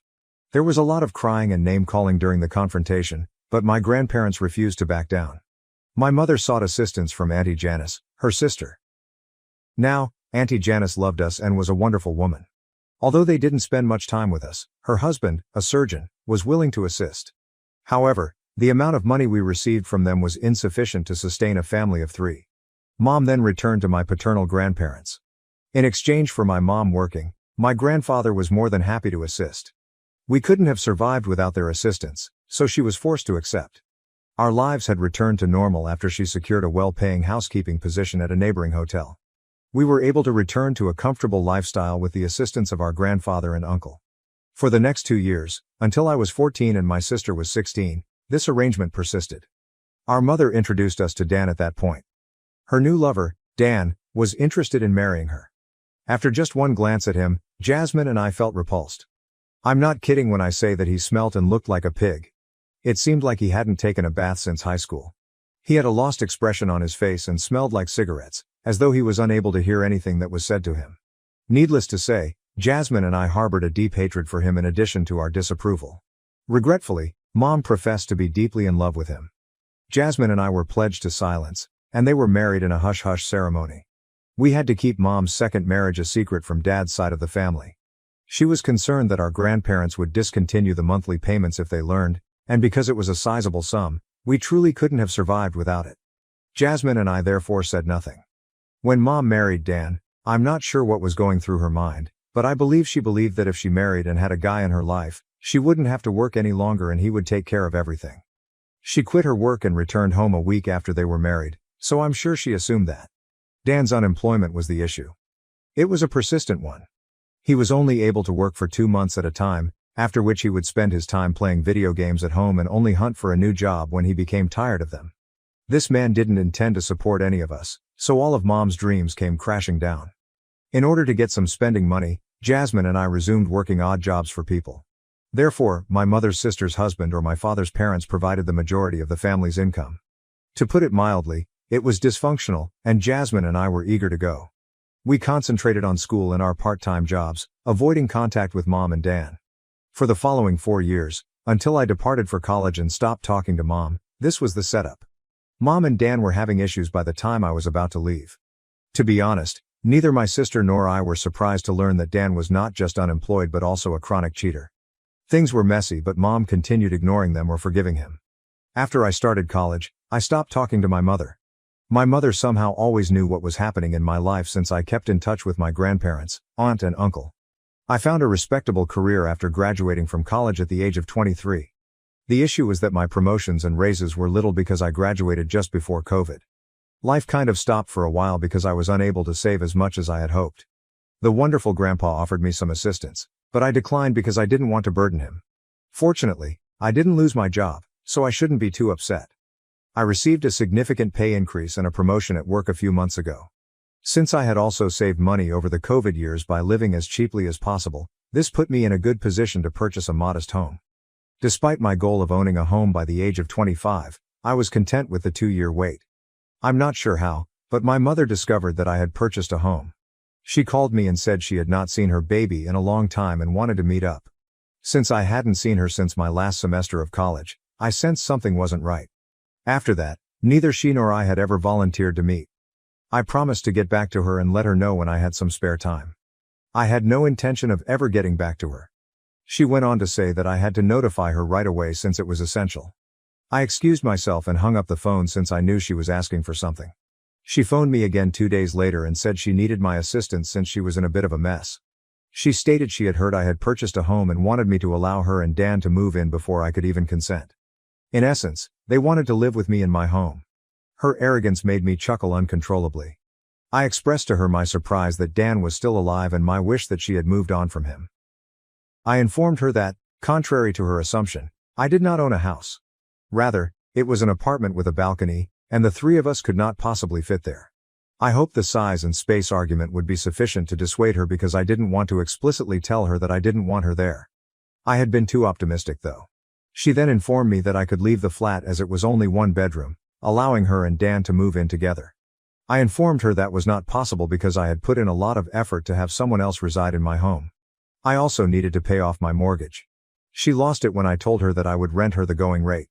She began yelling at me, claiming that she hadn't brought up her daughters to be such leeches, and that she couldn't believe I was renting from my own mother. She could go somewhere else to beg for crumbs, I told her, and I didn't have time for her or her yelling. I blocked her after hanging up. Jasmine told me she hadn't received a comparable call from Mom when I contacted her. A month has passed since their last conversation, during which Mom inquired about her residence. Jasmine informed her that she and her partner had moved in together and were saving money for a home. Why Mom needed a place to stay in the first place was beyond me. Dan had moved in with us in our dad's old house, where we grew up, and she still owned it. I didn't understand why she felt the need to relocate so quickly. To inquire about the residence, I gave my paternal grandparents a call. I finally realized what was actually happening at that point. My grandfather's name was on the house where we were raised. When my grandparents died, it was technically meant to go to Dad. It was agreed that my father and his brother, our Uncle Liam, would each receive a house that belonged to my grandfather, allowing them to live there without paying rent. This was intended to provide them with a solid foundation in life and enable them to make real estate investments for their kids. Therefore, the deed to the house we grew up in was legally in my grandfather's name rather than my father's. My grandma insisted that Grandpa keep the house in his name after Dad passed away so that Jasmine and I could inherit it as adults. But Grandpa didn't want to cause Mom any more problems because she was unemployed. I believe he also felt sorry for her, which is why he gave my mother ownership of the house when she requested him to. This was done with the idea that the house would be delivered to us when Jasmine was 27 and I turned 25. I now think this is the reason Mom warned us not to bring up the fact that she had married Dan. But soon, word spread. Grandpa claims that when they learned that she had remarried, they were angry because she had concealed it from them. At that point, they sought to transfer the house's ownership as quickly as possible. They insisted on finishing the papers to ensure that Dan and Mom couldn't do anything with the house because Jasmine was an adult and I was almost one. However, Mom cleverly informed them that Dan had moved on to someone else a few weeks after they had made their plans known. Her uncontrollable tears naturally caused my grandparents to give up on pursuing the ownership issue. They eventually forgot about it, and it became less important. Since then, they had only sometimes communicated with her, and that was the last time they discussed the house with her. I informed Grandpa that Mom had called to express her desire to move in with Dan at my place. What had happened to Dad's house, if such were the case? Since he was unaware that she had reconciled with Dan or that she was relocating, he indicated he would make an effort to learn more. This makes me uneasy, and I have a hunch that more drama will soon break out. Edit. To all of the commenters, I'm shocked that I was unaware of such significant information about my mother's life. This is what happens when you don't communicate with her. I don't regret my decision to shut her out of my life. I left the house and her life as soon as I reached 18, and ever since, I've been quite formal with her. I was unaware that Dan had left her and that he would return because of this. Jasmine and I were children, which is why we were unaware of the mansion. Both our grandparents and our mother were supposed to keep us safe. For this reason, the subject of real estate or home ownership was never discussed. We were minors at the time, and Grandpa and Grandma were dealing with our mother, who was meant to look after us, not defraud us, so they never considered talking to us about it. Jasmine and I are currently unaware of what transpired with Dad's house, but we plan to ask Mom and, if necessary, plan an intervention. I'll keep you all informed. Update 1. It's not good. Jasmine, her boyfriend, my grandparents and I made the decision to meet with Mom 2 weeks after my initial post in an attempt to find out what was going on. She was taken aback when we arrived because we had not informed her of our arrival. The finest aspect. A young couple opened the door when we arrived at our house, which was Dad's house and the place we grew up in. They claimed to be the property's owners, but at first we assumed they were Dan's family or perhaps Mom's acquaintances. They were telling the truth, but I didn't trust them, so I wanted to laugh. Without telling Jasmine or me or obtaining my grandparents' approval, Mom had sold the house. It's also interesting to note that the sale took place more than 6 months ago. There is nothing we can do now because she secretly sold our house 6 months ago. Regretfully, she was the legitimate owner of the house and had the right to sell it because my grandparents never finished the paperwork and ownership transfer. Everyone is shocked by this, and we all feel deceived and repulsed. We made an effort to locate her residence. It was in a 1-bedroom apartment in a seedy part of downtown, surrounded by junkies. I wasn't shocked to see that this was Dan's apartment because he seemed to be a junkie himself. Mom went white as a ghost when she saw us all standing together. We refused to let her shut the door as she attempted to do so. Fortunately, Jasmine's boyfriend, who is 6'4" and somewhat scary, was with us. Dan was sitting on the couch, smoking a cigarette and wearing a disoriented expression as we pushed our way inside. Mom gave us a tense greeting, but we immediately attacked. I informed her that Mom had sold Dad's house without telling Jasmine, me, or our grandparents, and that I knew it was meant for us. She started crying and claimed that Dan wouldn't have returned if she hadn't done it. She basically broke down in tears as she related how Dan had abandoned her twice for 2 separate women. Grandpa had truly departed when Mom told him Dan had left during their talk about the house. For him to return, she had to beg and plead. After being evicted from his new girlfriend's home, he eventually came back. Then, a year later, Mom discovered that he was having an affair with a girl who was just barely out of her teens. I simply stared at her as if she were crazy. When he was so troublesome and not supporting her in any manner, I questioned why she hadn't left him. I didn't have the patience to feel sorry for her, and she didn't respond to that. My grandmother was enraged. She yelled at her mother, telling her that she didn't want to hear justifications for her extreme failure. The house Jasmine and I were meant to live in was all that mattered to her. According to Mom, Dan wanted to purchase a yacht, so she sold the house. I don't know much about boats, but I do know that this man decided he wanted a boat after working as a coast guard at a beach a few miles away for a few months. If Mom didn't assist him in purchasing one, he threatened to abandon her once more. Thus, my mother, the world's greatest genius, sold her home and spent a portion of the proceeds to purchase a boat for this fool. She handed him the remaining funds rather than keeping them for herself. He used every last cent of it. He had to sell the yacht and purchase the apartment they were residing in when they had nothing left. And you know what? They detested it. Mom wanted to ask if I could allow her and Dan to remain with me because of this. When her story was over, she conceded defeatingly that she was certain I would no longer allow her to remain with me. Jasmine attacked her before I could respond, and wow, she was vicious. She enumerated the ways in which Mom had failed Dad as a wife and us as a mother. In order to support her uncaring husband, she had taken away the one thing that would have allowed us to remain connected to our father. She informed Mom that she would never hear from her again and that she was dead to her. I agreed with Jasmine, but I was still in shock and couldn't say much. I didn't want to do anything with my mom. Mom broke down in tears and said that she didn't deserve to be treated this way. We informed her that she did. Most significantly, she had deprived us of a link to our father and our early years. She had also stolen from our grandparents. We had no intention of ever forgiving her. We went out. She has since attempted to contact our grandparents and us, but none of us are able to get through to her. The money and property are permanently gone, and there is nothing we can do about the house. Although I realize it's a pipe dream and not really realistic. I'm thinking about accumulating money and purchasing it if it ever goes up for sale again, since I don't want to lose that aspect of my youth.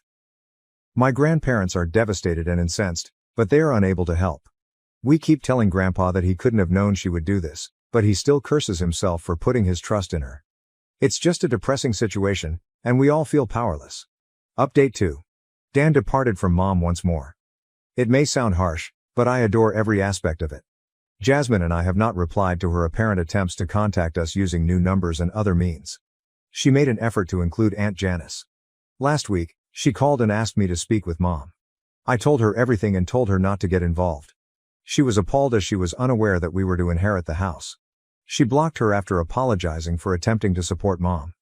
The only information I received from Mom came from Auntie Janice, who informed me that Dan had abandoned her. Mom has nowhere to go and is now homeless.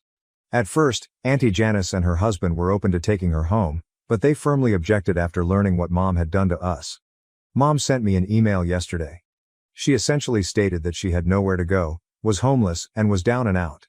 She requested permission to live with me while she sought employment. She won't seek work, and if I take her in, she won't ever leave, so I know it's a lie. I feel awful about letting her live on the streets, but I also don't want her here, which is why I haven't replied yet. There just isn't anyone who would be willing to assist her. Even though I know she is solely to blame and that she caused this, I still feel bad for her. I know she will wreck my life if I give in, so I'm hoping I don't. Update 3. Jasmine said she received something similar after I told her about Mom's email. She acknowledged that she was secretly tempted to assist her but had not replied either. Since we both know Mom's personality, Jasmine informed me she would back my choice but that I give it careful thought. She will take over and ruin any tranquility I may have if I allow her inside. Thankfully, after a lengthy conversation, Jasmine made sense to me. In the end, I answered Mom. I sent her a lengthy email informing her that I would never, ever assist her. I vented all of my feelings, including disdain, hatred, wrath, and betrayal. I don't know if she has replied because I flagged her email as spam. I sent her the contact information for a few women's shelters that might be able to assist her, but that's all I'll do. She no longer deserves our assistance because she has been financially and emotionally irresponsible throughout our lives. I have requested Auntie Janice to keep me out of her affairs because I have no idea what she will do. I don't require her life updates. She was the worst part of my childhood and is no longer my mother. I'm prepared to let her go. Religious girlfriend confesses to getting drunk and having fun with 4 men at party, but the truth was far darker. I've been seeing my girlfriend, who we'll name Katie, for 4 years. We met while we were in college. Her parents were strict when she was in high school, so I'm the first person she's ever dated. Because of their religious beliefs, her parents oppose having sex before marriage. We've been waiting since Katie and her parents are really close, even though I don't really care about it. I had intended to pop the question within the next 6 months now that she had graduated. I had chosen a ring and everything. This girl had me completely smitten. But last night, or more precisely last weekend, that all changed. Since high school, Katie has had a male closest friend, whom her parents disapproved of due to his sexual orientation. Let us refer to him as Liam. Being in the same college as him meant they could spend as much time together as they wanted, which made her very happy. Although I've never been a huge fan of the male best friend dynamic, I was willing to overlook it because he was allegedly gay. However, he came out as bisexual 2 years ago. I requested Katie to stop spending time with him alone because I never felt comfortable in his presence. She said that, like her parents, I tried to control her and didn't support him. I informed her that I would not be staying for it, but that it was up to her if she wanted to continue seeing him alone. Although it was the largest issue we had ever faced together, we managed to resolve it. As a compromise, we agreed that Liam and his partner could spend time with me and Katie together, but never by themselves. I only wanted to establish a fair limit. I never intended to cut her off from her pals. But until Liam transferred to another institution during the summer, the 4 of us only met up twice. Katie continued to communicate with him via Discord, maintained friendships with him and his ex-boyfriend, and even joined them and a few other pals to create a gaming server. Despite the fact that the majority of these buddies were guys, she reassured me that nothing amusing was happening and that the majority of them even had girlfriends. Liam invited her to his birthday celebration last weekend. To make sure I was comfortable with her leaving, Katie wanted to discuss it with me first. Even though it was only a 2-hour drive away, she claimed she hadn't seen him in 2 years. There would be a number of her Discord server pals, including women, who she had never met in person before, as well as Liam's girlfriend. Unfortunately, I couldn't accompany her because I had a weekend excursion scheduled that would take me out on Friday and return on Sunday. However, I assured Katie that I trusted her and that I didn't mind if she went to see her friends. The issue began on Saturday evening. She sent me a text message in the morning while she was heading to the party, another text when she arrived, and a few more messages to check in during the day. Around 9 or 10 p.m., Katie informed me she intended to drive back. However, the messages ceased at that moment. I didn't bother her because I thought she was just enjoying herself and didn't want to come across as domineering. She eventually arrived at approximately 2 in the morning, and I stayed up to keep an eye on her whereabouts to make sure she got home safely. Although it was out of the ordinary, I trusted her and didn't want to assume anything. I assumed she would explain that she simply got caught up in having fun with her pals when I called her in the morning. She didn't pick up the phone when I called her on Sunday morning. A few minutes later, she wrote back to say she wasn't feeling well, had been sleeping, and had a hangover. Given that Katie doesn't drink, this was odd. I wished her well, advised her to drink a lot of water, and boarded my trip home. She was cuddled up in my bed, in the dark, when I got to my flat. She has my apartment's key, but she rarely uses it because I'm typically there to open the door with her. She remained silent when I questioned her about why she hadn't stayed at her flat to relax.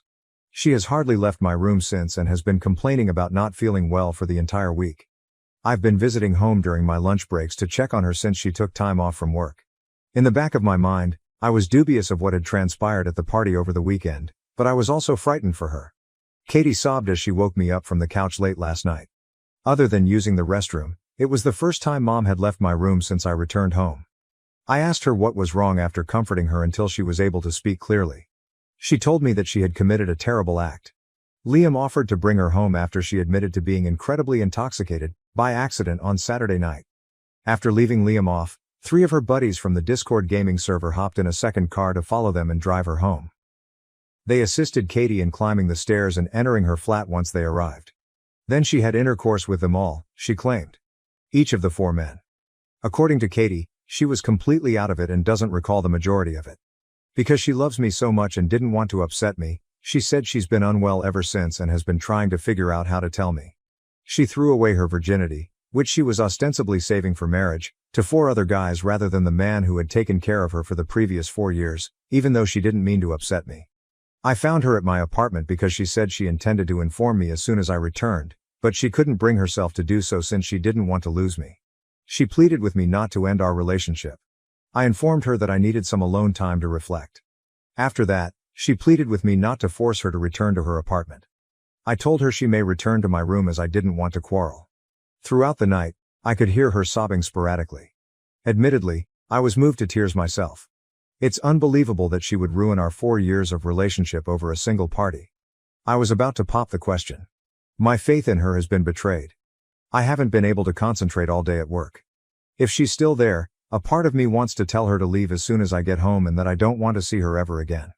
A part of me wants to speak with her more and try to repair what we have left. I am unable to determine which perspective is more rational. How can I get around this? Update. This is triggering alerts everywhere. I apologize to everyone who missed my last post.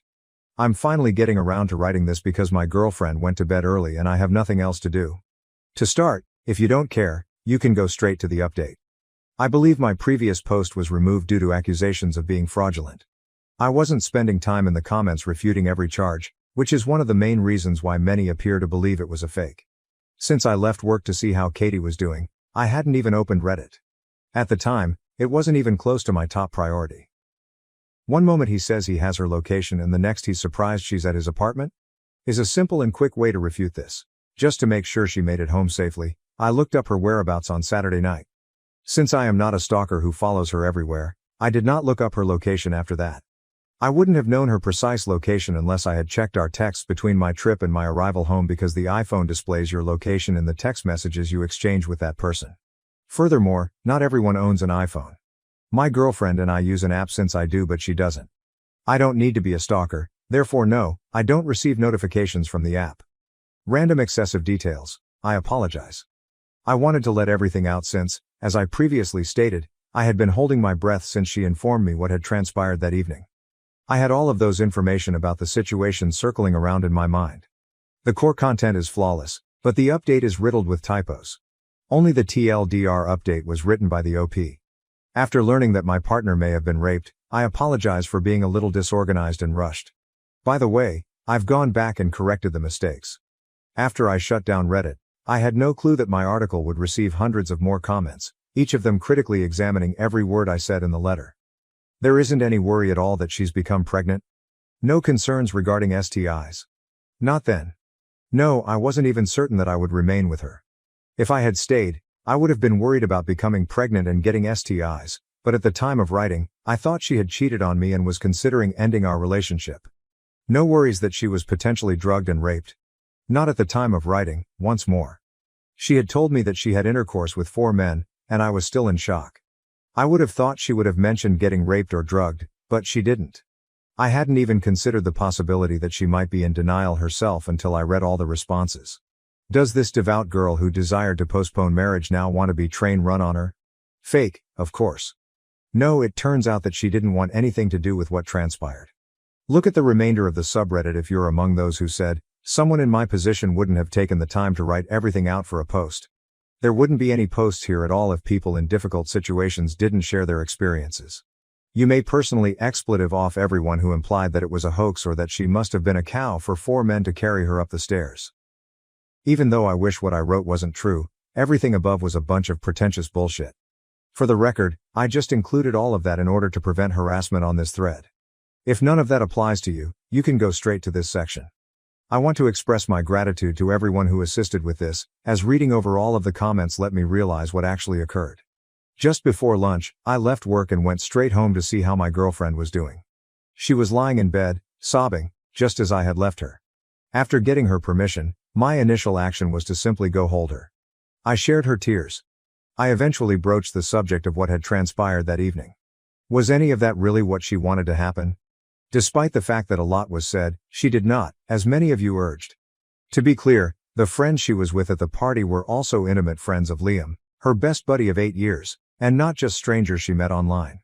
They were folks she had spoken to and played games with over the past year, but she had never met them in person. Over her headset, I would frequently hear her conversing with them, and I never noticed anything odd. I was glad she had people to play with as she gamed because she's somewhat shy and introverted. She also claimed that there were 4 or 5 ladies working in the server, so they weren't all men. 3 of the guys and 2 of the ladies were present at the gathering. Liam's girlfriend, a few of other pals, and several of their partners were also there. There were only around 15 people in total, and most of them knew one another. A little get-together of Liam's closest pals at his residence was all that was intended to happen. It wasn't even intended for alcohol to play a significant role. Since they hadn't been able to come together in person for a while, the most of them were just enjoying themselves at the start of the party. Since many of the attendees were LGBTQ+, there was little distinction between the sexes. To engage in general mingling and socializing, some people divided into small groups to talk. One of the visitors gave everyone mystery shots about the halfway point of the celebration. Liam persuaded Katie to take it for his birthday, even though she first objected. Everyone urged her to try the shot after learning that she had never had one before. Liam emphasized that it was just one shot, and that it would wear off before she had to drive home. If not, he offered, she may wait as long as it took for her to feel safe behind the wheel. She finally took the shot because she felt pressed. Things became a little less obvious after that. More people were drinking and hanging out. She is unsure of the specific individuals who continued to give her alcohol, claiming she didn't want to spoil Liam's celebration. If nothing else, she was confident Liam would protect her. Katie claimed that even though she didn't feel well, she trusted him to let her know if something wasn't right and that he kept telling her that everything was okay. She recalls being quite ill, witnessing other people faint on the couch, and hearing Liam express his desire to drive her home himself in order to check on her. He expressed regret for allowing her to become so damaged and apologized. She recalls 2 other Discord males getting into his car after one of her friends promised Liam he would follow them in his car and bring Liam back later. She remembers Liam helping her get sober in the car by offering her a bottle of water. She recalls them laughing as they carried her upstairs to her apartment and brought her inside. I won't go into any more detail than that. She didn't want anything that occurred to happen. Was she gullible? Perhaps. Did she likely overlook some warning signs and make some poor decisions? Yes. However, Katie wasn't worthy of that. The men who committed this are to blame. I'm not giving her a deadline, and she doesn't want to disclose anything to the police. I completely support her decision, and I've read a lot about how horrible that process can be. Of course, I'll support her through that as well if she ever decides she does want to submit a report. We're going to visit a physician. Katie claims that she has been in a lot of discomfort, which is one of the reasons she spent the majority of this time curled up in bed. After some persuasion and assurance, she consented even though she really doesn't want to be prodded down there. In addition to seeing her on Monday, we'll also get tested for STI and pregnancy, 2 things we're equally concerned about. We've spoken a lot over the weekend. Both of us have shed many tears. Hugs and consoling one another when necessary have been shared in abundance. At least she gets some sunlight in the bedroom now that I've opened the curtains. I'm not forcing her to return to her apartment, for those who were worried. And to those who suggested it, no, I won't be ratting her out to her parents, nor would I abandon her now or after she recovers in order to find someone who isn't damaged. In order to care for her, attend as many doctor's visits as necessary, schedule therapy and other activities, I will be taking the entire next week off.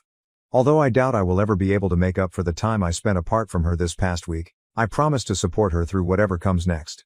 Once more, I want to express my gratitude to everyone who left a comment on my initial post and made me understand what a self-centered idiot I was. I hope that everyone who was worried would find this update helpful. Though I hope we can get there, Katie isn't feeling well at the moment. Comments where OP has replied. Commenter, Op, you do what you think is best, but I want to add something to make sure she considers it because these pieces of Yernavran do this to all women, not just herself, as much as I would like to say. Katie won't be the last, she wasn't the first. These rapes are mama boardman sabam. She is prepared to allow this to occur repeatedly if she is unwilling to act morally and report the violence. You should also speak with Liam, her friend, and find out why he abandoned her to be raped. This is what he did. He let it occur. He has to deal with this, and he can either support her or oppose her. She must inform her parents. You are sticking with a cheater, Therefore please stop updating if she is unwilling to do this. OP. OP. I will not issue an ultimatum to her. She doesn't report, so I won't label her a cheater. Following the re-traumatization that comes with reporting and everything that follows, rape victims have taken their own lives. I gave it a thorough investigation. Have you, or are you assuming, without having first-hand experience, what occurs in our legal system? Warning. All 4 of them would probably walk even if she did report. Nor am I forcing her to tell her overly devout parents so they can try to embarrass her. Man, she is not responsible for this. The men who committed this are the ones who must be prepared to act morally and put an end to child rape. Caught my wife smiling as her lover grabbed her ass. I filed for divorce, and now she's begging for forgiveness. My spouse, 30F and I 32M, recently got back from an extended camping trip with 2 other couples who have been friends for years. We had a terrific visit, but I still can't get over what happened the morning we departed. As we prepared to return home, we were all packed. I noticed my wife and my friend when I looked up from loading our car. They were a few feet distant from the campsite. I watched as he reached out and squeezed her hip while slipping his hand down her ass while she was stooping to pick something up. My wife pushed his hand away swiftly, but she didn't seem furious. Instead, she was grinning at him in a way that was almost amusing. I felt as though I had been punched in the stomach, but it all happened so quickly, maybe a second or two. I looked about, but it didn't appear to be observed by anyone else. The second couple was farther away, talking about the travel back, while his wife was busy packing up their car. It was a calm drive home. My wife attempted to strike up a discussion, but I was unable to concentrate since I kept thinking about that event. I pretended that I was just thinking about work when she questioned why I was so silent. To tell the truth, I was stunned. I was reluctant to mention it. She could try to convince me that I was being crazy or that I was just having hallucinations if I brought it up. I had the impression that I was going through the rest of the day automatically. I can scarcely concentrate at work today because I didn't get much sleep last night. Every aspect is being questioned by my rushing thoughts. Everything seemed in order, and aside from what I witnessed, the remainder of the vacation was fantastic. I'm unsure if I understood the scenario correctly. However, the smile on her face seemed too casual and welcoming for something that went too far. I adore my wife dearly. Since our first year of college together, I have never had any cause to question her. Even though she is my best friend, I'm having trouble untangling a knot in my stomach for the first time. I've always had great faith in her and have never been the kind to pry. However, as I sit here, I'm debating whether or not to check her phone. Even if I wanted to, I'm not sure how I could accomplish it without her figuring it out because it's password protected. I know I have to take action because this is getting to me. Is it foolish of me to look through her phone? And how could I if it's password secured, even if I wanted to?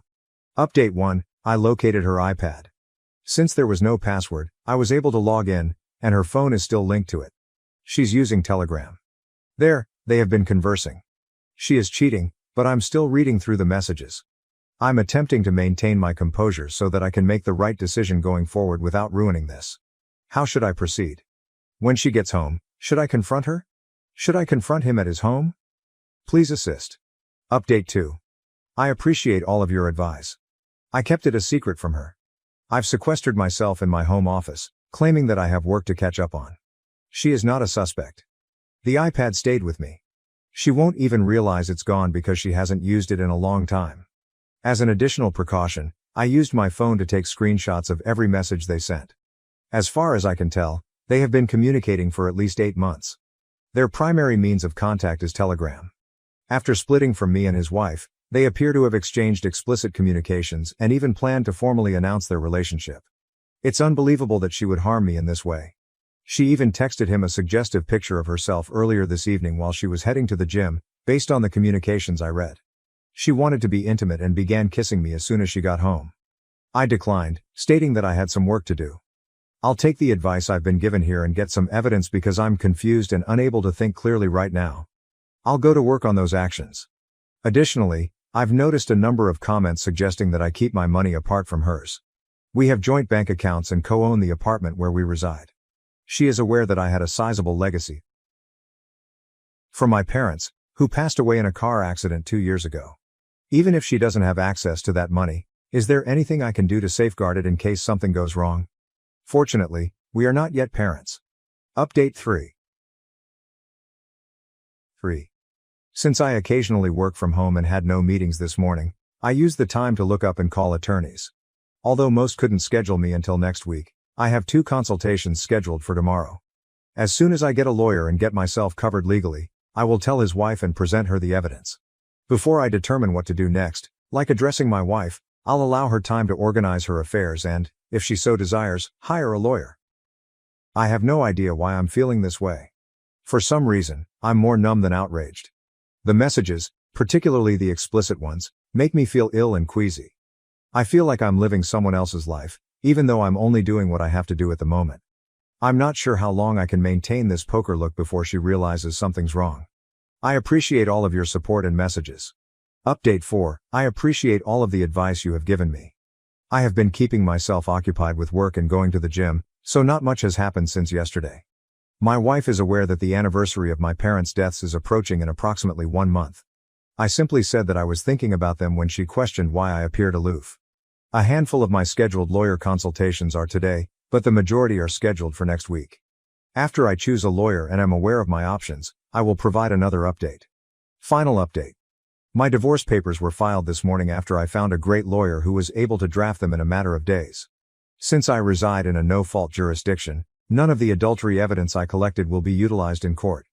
The good news is that since I didn't spend my fortune on married expenditures, it's safe. One of us will have to buy the other out, or we will both have to sell our condo, which was a wedding present with equal down payments from both sets of parents. I gave my ex-friend's wife a ring on Saturday and invited her over for coffee. Ironically, her husband and my wife had taken an overnight excursion together, which is why I picked this day. Through their texts on the iPad, I learned that my wife had informed me that she would be spending the weekend at her sister's house to assist with the children while her sister's husband was away on business. Meanwhile, her spouse said he was gone on a project for work. In actuality, my wife's spouse was paying for their hotel stay while they were traveling out of town together. I showed his wife the telegram pictures and messages. She informed me that a few months prior, she had observed that he was being aloof, but she had never believed that he was cheating and had dismissed it as work-related stress. She was devastated to learn that her husband was having an affair with my wife, who is also her friend. I provided her my lawyer's contact information in case she wanted it throughout our lengthy conversation. She's thinking about her choices. Sunday evening. After visiting her sister's house, my wife came home. Just after spending the weekend with her lover, she came in the door, kissed me and said she missed me. She has nearly demonic compartmentalization skills. We needed to chat, so I sat her down. We live in a one-party consent state, so I did as my lawyer advised and taped the entire conversation. It proceeded like this. I begged her to swear to tell the truth to me. Despite her apparent nervousness, she answered, "Of course, baby." I then posed a number of queries, including, "Do you love me?" "Yes." "Are you satisfied with me?" "Yes, darling, of course." "Have I treated you well as a husband? Do I treat you fairly?" "Yes and yes." "So why are you betraying me?" After a whole minute of staring at me in disbelief, she started to dispute it. After some time passed, I advised her to stop acting as I already knew the truth. On a night out with her partner a few months back, she finally broke down and confessed to kissing a man who had been making advances on her at a pub. I'm not sure why, but the whole thing was so ridiculous that I started giggling at this point. She had cheated on him more than once. She had done it whenever she could. I questioned her about whether or not she had cheated before. She vowed fervently that it was the only occasion, that it was a sign of weakness, that she was intoxicated, and that it had no significance. I told her I had filed for divorce, but I remained silent and gave her my lawyer's business card. I wanted to speak with her once to see whether there was anything worth preserving about our marriage, so I hadn't filed yet. I instructed her to call my lawyer if she wanted to get in touch with me. After crying, pleading, and apologizing, she started gaslighting me by claiming that I was discarding everything we owned because of a single error as I was packing a suitcase. Her statement that "you have no one else in the world" was the worst. Why would you abandon your lone surviving family? I informed her that she was the only family member I had left after my parents passed away and that I could rely on no one else, thus it hurt that she responded negatively. That evening, I departed for a motel, where I will remain until I locate a new flat. I formally filed for divorce yesterday. Edit. I kept my knowledge of my ex-friend's affair from her. I said nothing about the other affair when she confessed to kissing a stranger at the pub. After confronting him, my ex-friend's wife called my wife and yelled at her. I don't blame his wife for being upset when I spoke with her. She had been traveling out of town to visit her ailing mother, but her husband took advantage of the opportunity to spend time with my wife rather than providing for her. I was caught off guard when my wife confessed to kissing a stranger, So I kept the affair a secret. It might not seem like much in comparison to the double life she was living with my friend, but it was shocking to me at the time when I discovered how much she wanted to cheat on me. I simply went since I was too furious to speak to her without losing my temper. Leaving made more sense than trying to figure out why she had been having an affair with my former friend. She continued to call and leave messages that night after I left the house. My ex-friend's wife ceased attempting to contact me after she phoned her the following day and addressed her husband as well. Both she and he have been completely silent ever since. I connected the dots because I stopped getting calls from my ex-friend's wife completely around the time she messaged me to tell me she had confronted him and phoned my wife.